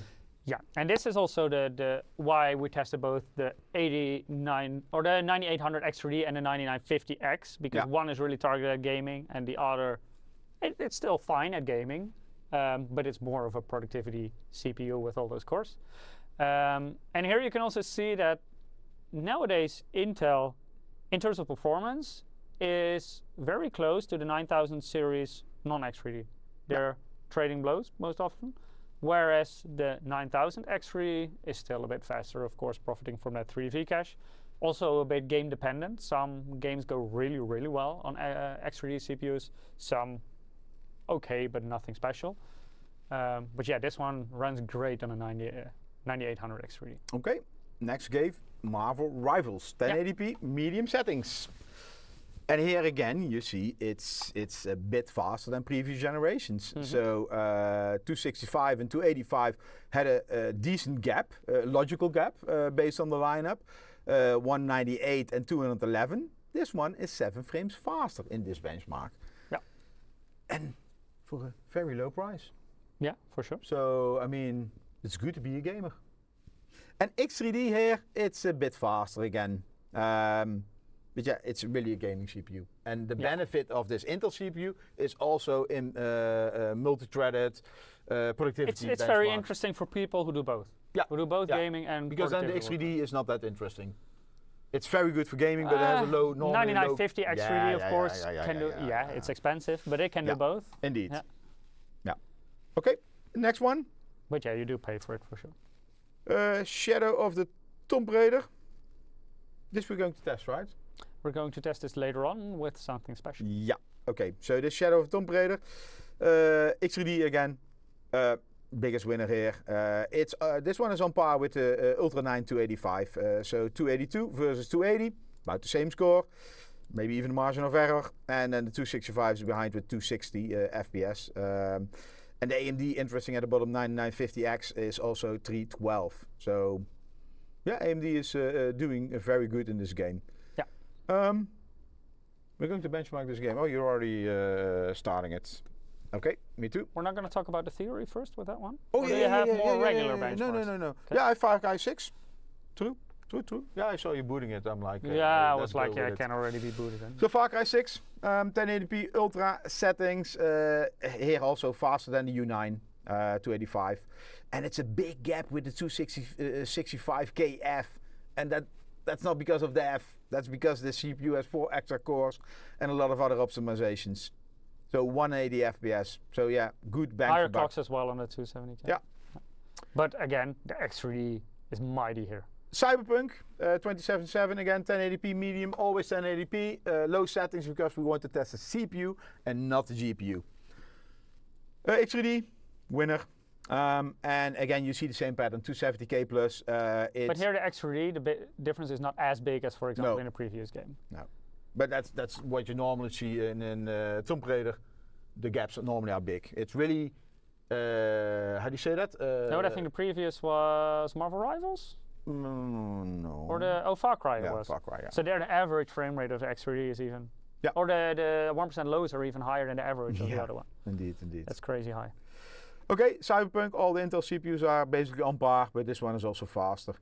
And then we're going to test something new. Question in chat, paired with which RAM? So the AMD ones were paired with DDR5 6000 CL30, and the Intel ones with DDR5 7200 CL38. That may sound unfair, but with AMD you can go higher, but you get out of sync with your Infinity Fabric and you basically get the latency penalty, so it's not really worth it to go higher on the AMD. And especially for the X3D, which you can see in one of our earlier live streams a few weeks ago, is that X3D is very insensitive to memory frequencies and memory timings. So Mike, let's talk about this. Yes. This is something new. Yeah. It has a funny name, IBOT. Yeah. And this is about, it's a new trick from Intel. Let's call it a trick, or like a boost, a feature, whatever. But that's not really a boost feature. Basically, when you optimization. Optimization, yeah. When you create software. So, I mean, we already talked about the performance out of the box. It's good. Price, very good. So you have a good deal. But Intel did something extra with the CPU. And if you develop software, for a software designer, it's always difficult. What platform are you going to run it on? Because you can optimize for Intel, you can optimize it for ARM, or maybe you're a game developer and you create your game for a PlayStation 4. And later it will be ported, and also it can run on a PC platform. Each CPU has can have optimizations so it's running better.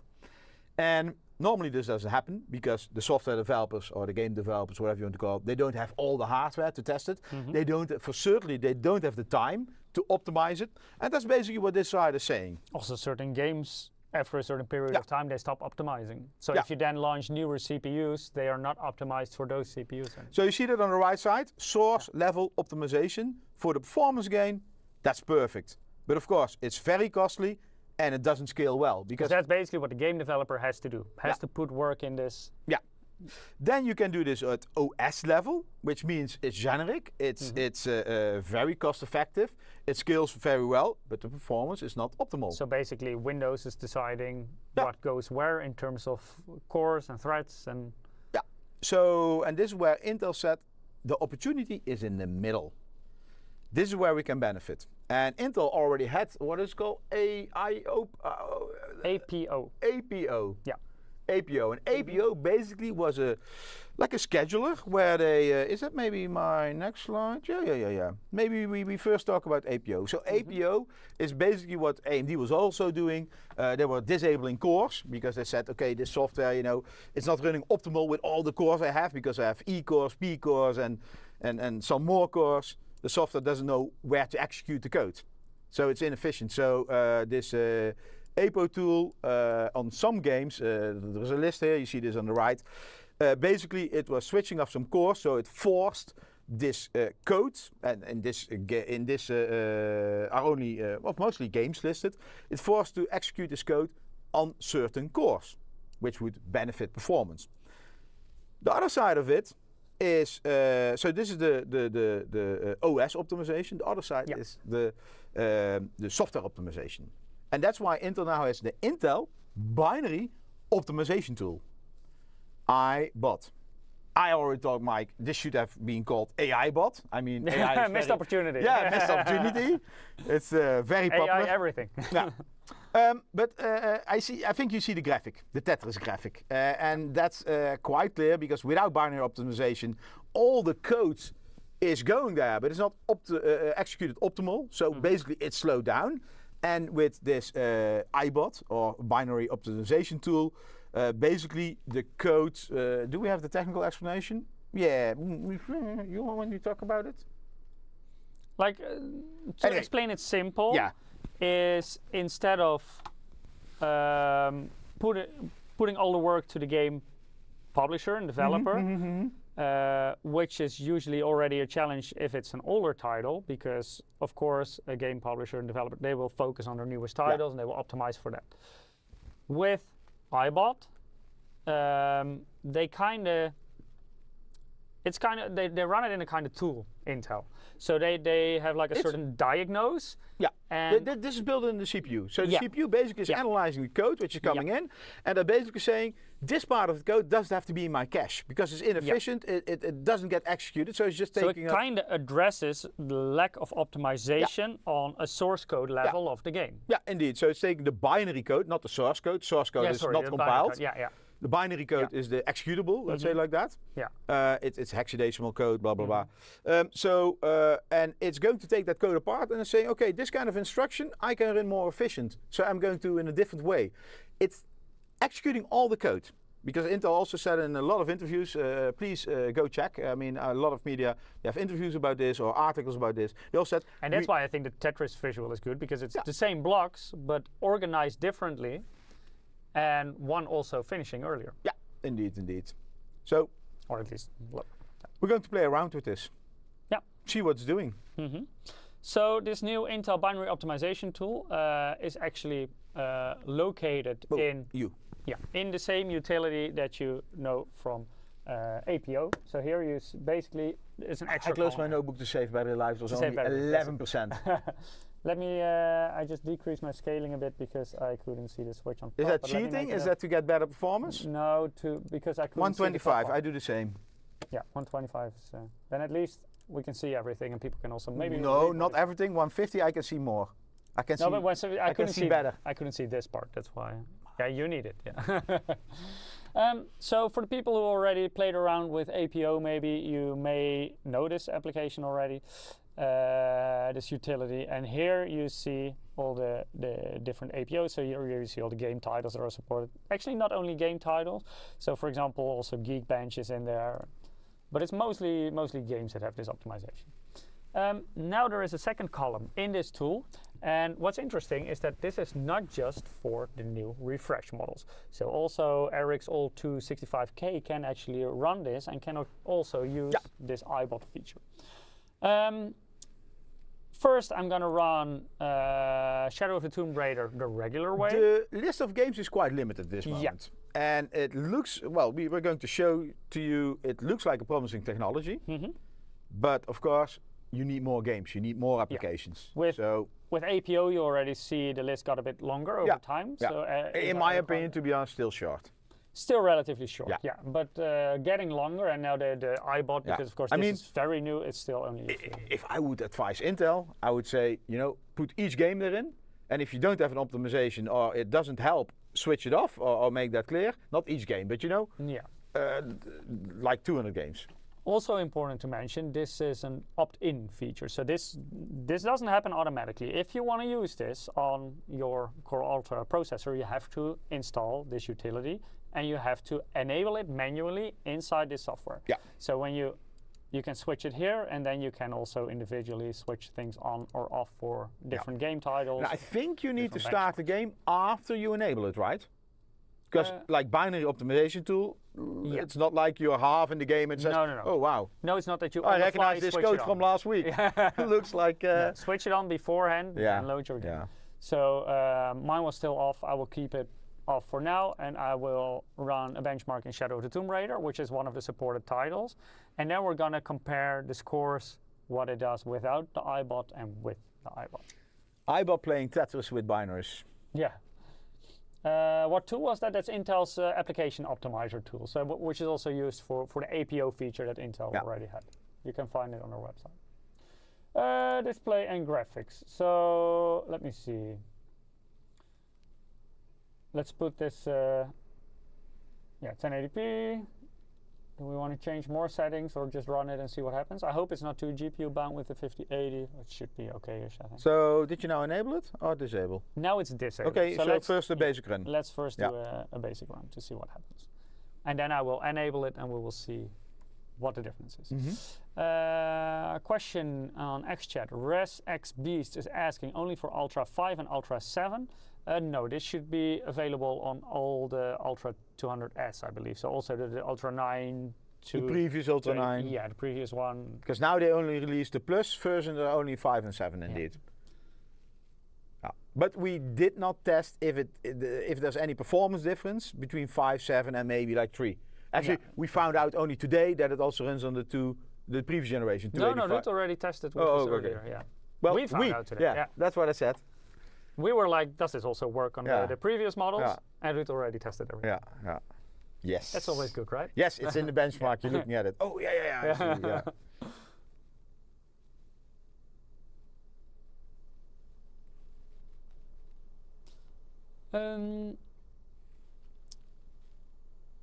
Yeah, Janusz was saying IBOT playing Tetris with binaries for sure. No Italy, someone is mentioning. I think that's for the giveaway. Indeed, we have to exclude Italy, unfortunately. That has to do with the local law. VAT law in Italy. If you want to do a giveaway or a raffle, I think you need to. Is it VAT law? I think you first need to register at the government that you're going to do that. Okay. Has to do with like income, etc. Oh, I thought it had to do with gambling because it's like a no, I thought it has to do with you need to register anyway. Yeah, because there are some more. We don't like paperwork, you know. But there are some more countries that have rules that unfortunately we have to. I think Brazil is another one that you cannot include because of it.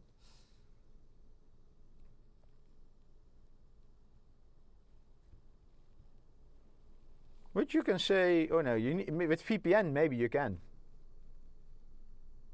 I haven't tried. Why not? I mean, if your IP comes from another country. I think because yeah, okay. When we you, email a code, you don't have that from me. Yeah. It's a guess, but when we email a code, we cannot see where the person is from. we don't care. Yeah. Well, if we have to ship. Oh yeah. Officially, we care. We don't want to break the law. But if we don't know, we don't know. Yeah. Quite a long benchmark. We need to cut this part out. Yeah, it's a long benchmark.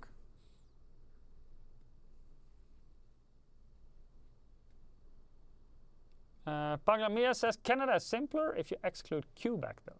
Is it like a different kind of rule in Quebec that makes it difficult there? It's not included in our giveaway. Excluded in our giveaway. No, Canada is included for sure.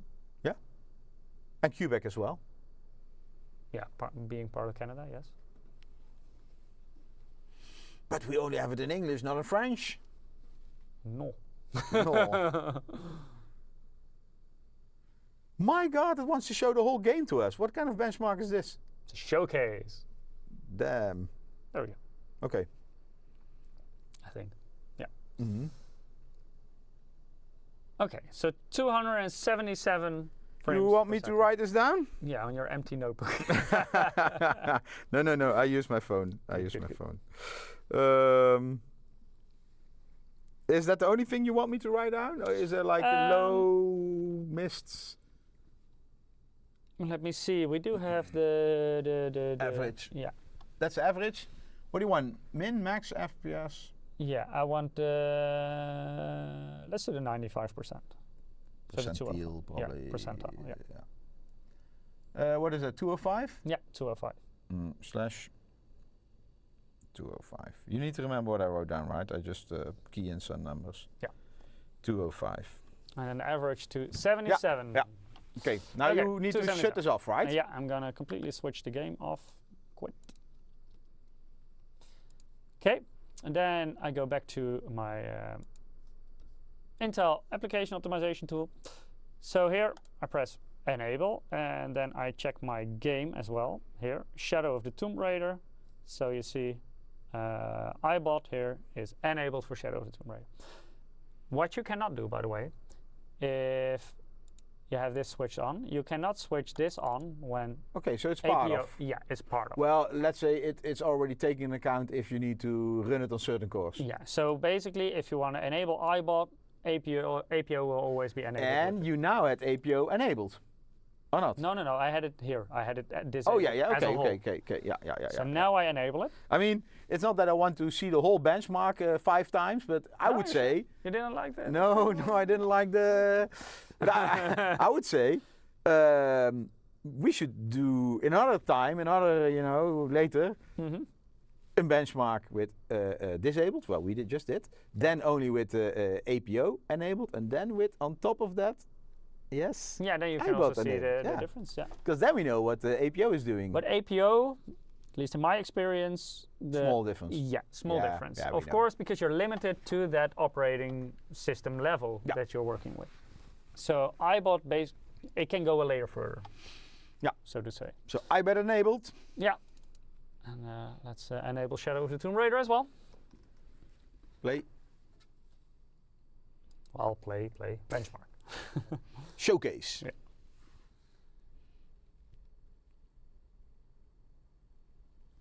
Okay. Nexus, Dutch company. Hoe do the ports Ah, yeah. from the consoles to the PC? Go back to graphics.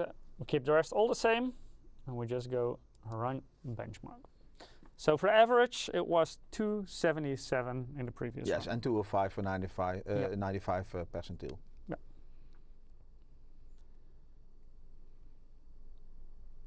Later on, we will also show Ruud's benchmarks. By the way, he already tested with this. If there's still some juice in my notebook. If there is still some juice in your notebook, because he tested with a stronger graphics card, which makes it... And included AMD CPUs. Included AMD, and he also tested, for example, your CPU with this feature. Okay. Not just the new ones. And I think he also did the same for the Core Ultra 9 285K. Do you think this will get the EOS S5?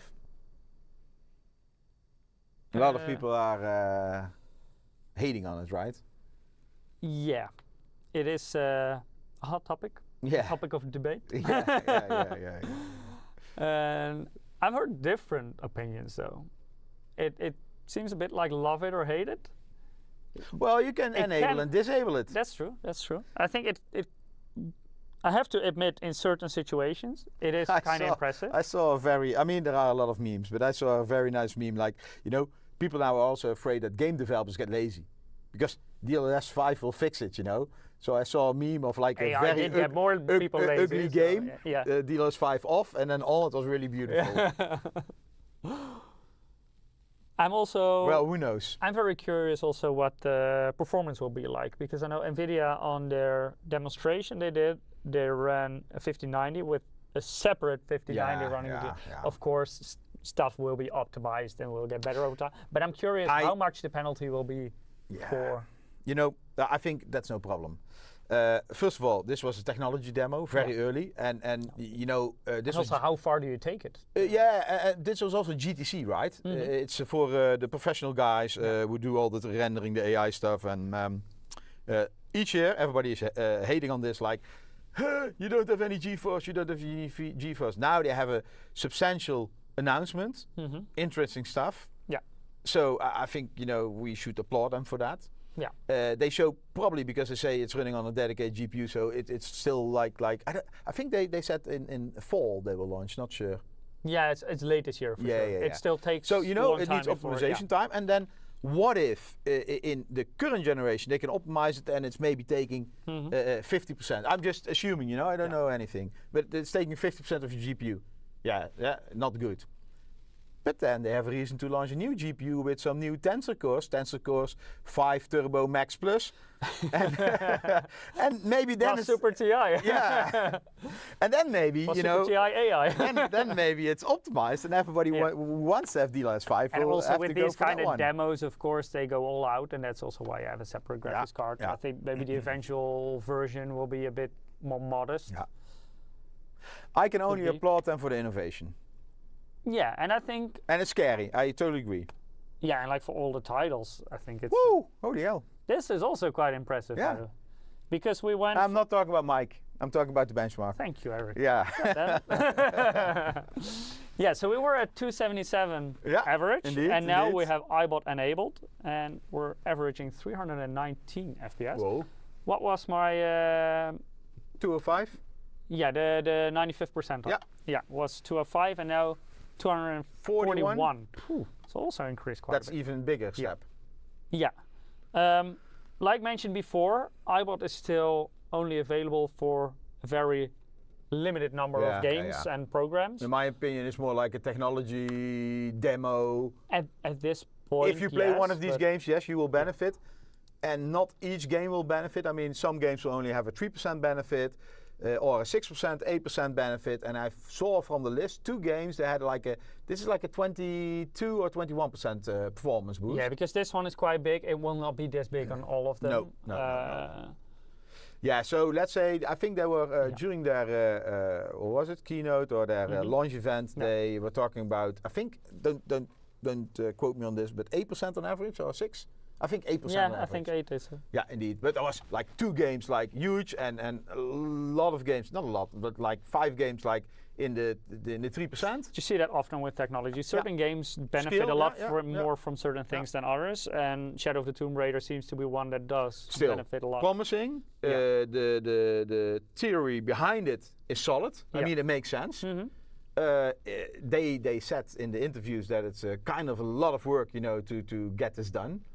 So maybe, but not as bad as when all the game developers have to do this. Yeah, so absolutely. still, it is a time saver in terms of optimization. Yeah. But yeah, the benefit of this will really depend on how many games will be supported by this in the future. Yeah, indeed. I'm checking the chat.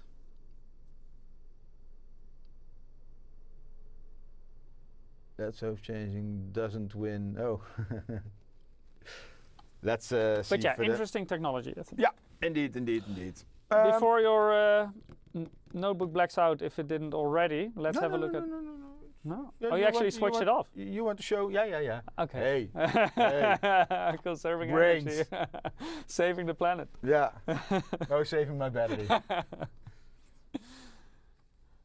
Then we can have a look at Ruud's other benchmarks, because he tested multiple titles with this IBOT feature and also multiple CPUs, so we can see more how it compares. So this is Shadow of Tomb Raider 1080p highest, and yeah, IBOT. IBOT is included, both on the 270 plus. You see my cursor on the top. So from 280 in Ruud's benchmarks, I mean, we had different kind of forms. We had 270. Different graphics cards. Yeah, different graphics cards indeed. To 337, big boost. Also big but also on the 285 from 282 to 313. Not as the biggest boost as this one, but as a 7 plus. Yeah. But still very interesting. Yeah. Also on the 265 from 265 KF in this case, from 260 to 288. So also quite a benefit. Really nice. Yeah. And this makes also that Intel with IBOT in this game is closing the gap to AMD. Still, AMD X3D has a benefit. To regular 9000 series. Yeah. In Indeed, this game. indeed. Yeah. So Ruud also tested in Far Cry.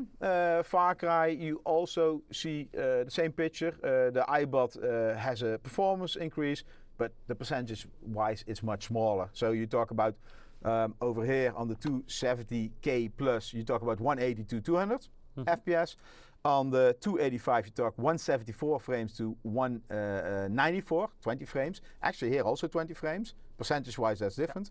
And 159 to 181. That's actually percentage-wise higher than the other two. Yeah.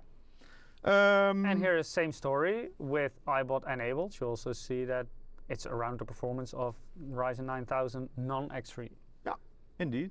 Far Cry 6. Then we have Cyberpunk. Cyberpunk, the gap, this is one of those 3% ones. You know, it's a new game. Maybe it's optimized for Intel, I don't know. Well, new game. Not that new anymore. No, that's you're right. 5 years, maybe even longer already.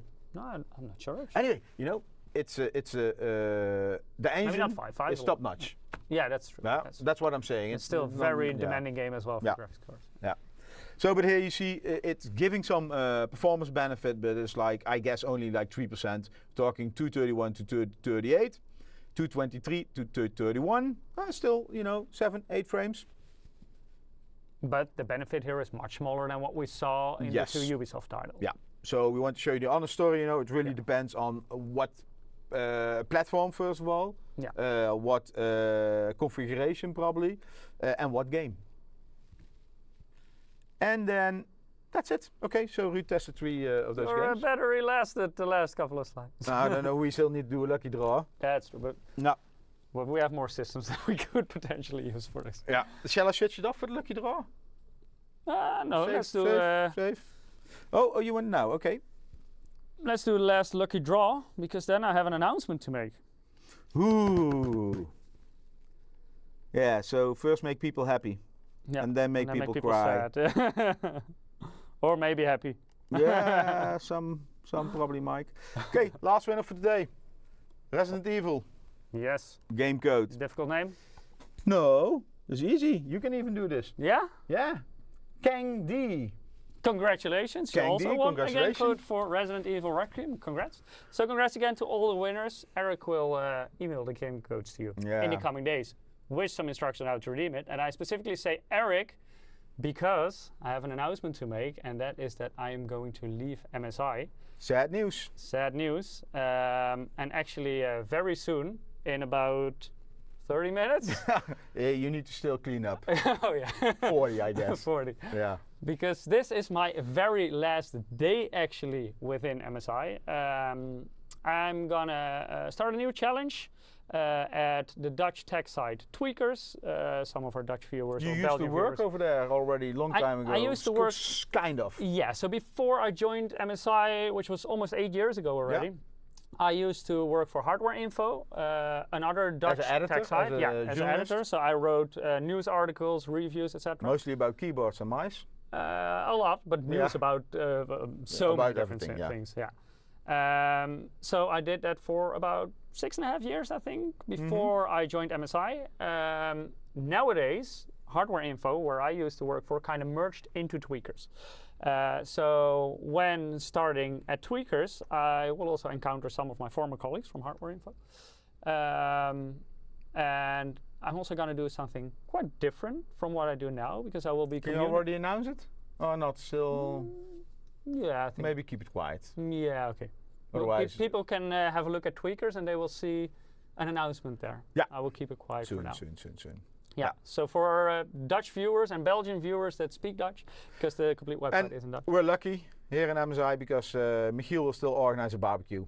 He doesn't know it yet, but we're forcing him. So Eric can blame me about his weight. Yeah.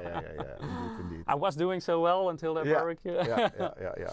No, but yeah, had a great time at MSI, learned a lot, had a great time with all the MSI fans, the whole community. It was a lot of fun to do these live streams as well. Yeah, I think when you look back at all the live streams, we had a lot of bloopers as well. No, just a lot of fun. Just a lot of fun as well. Yeah, had a great time. And you will still see Michiel in the coming months popping up in some videos we still need to release. Some unedited which stuff. are somehow behind schedule. But you will not see me in the live stream anymore. No, indeed. So the good thing is you will see Eric even more in the live stream. Yeah, absolutely. That's the benefit. Yeah, because in battery running low. Battery running low. Yeah. Thank you so much for all the kind comments in the chat. Oh, everyone is very friendly. Thank you, Michiel, for all the hard work, for all the sweat and tears and fun you brought to MSI. And yeah, I mean, I already told you, wish you a lot of good luck in your new challenge. Yeah. And I'm sure you will do a good job.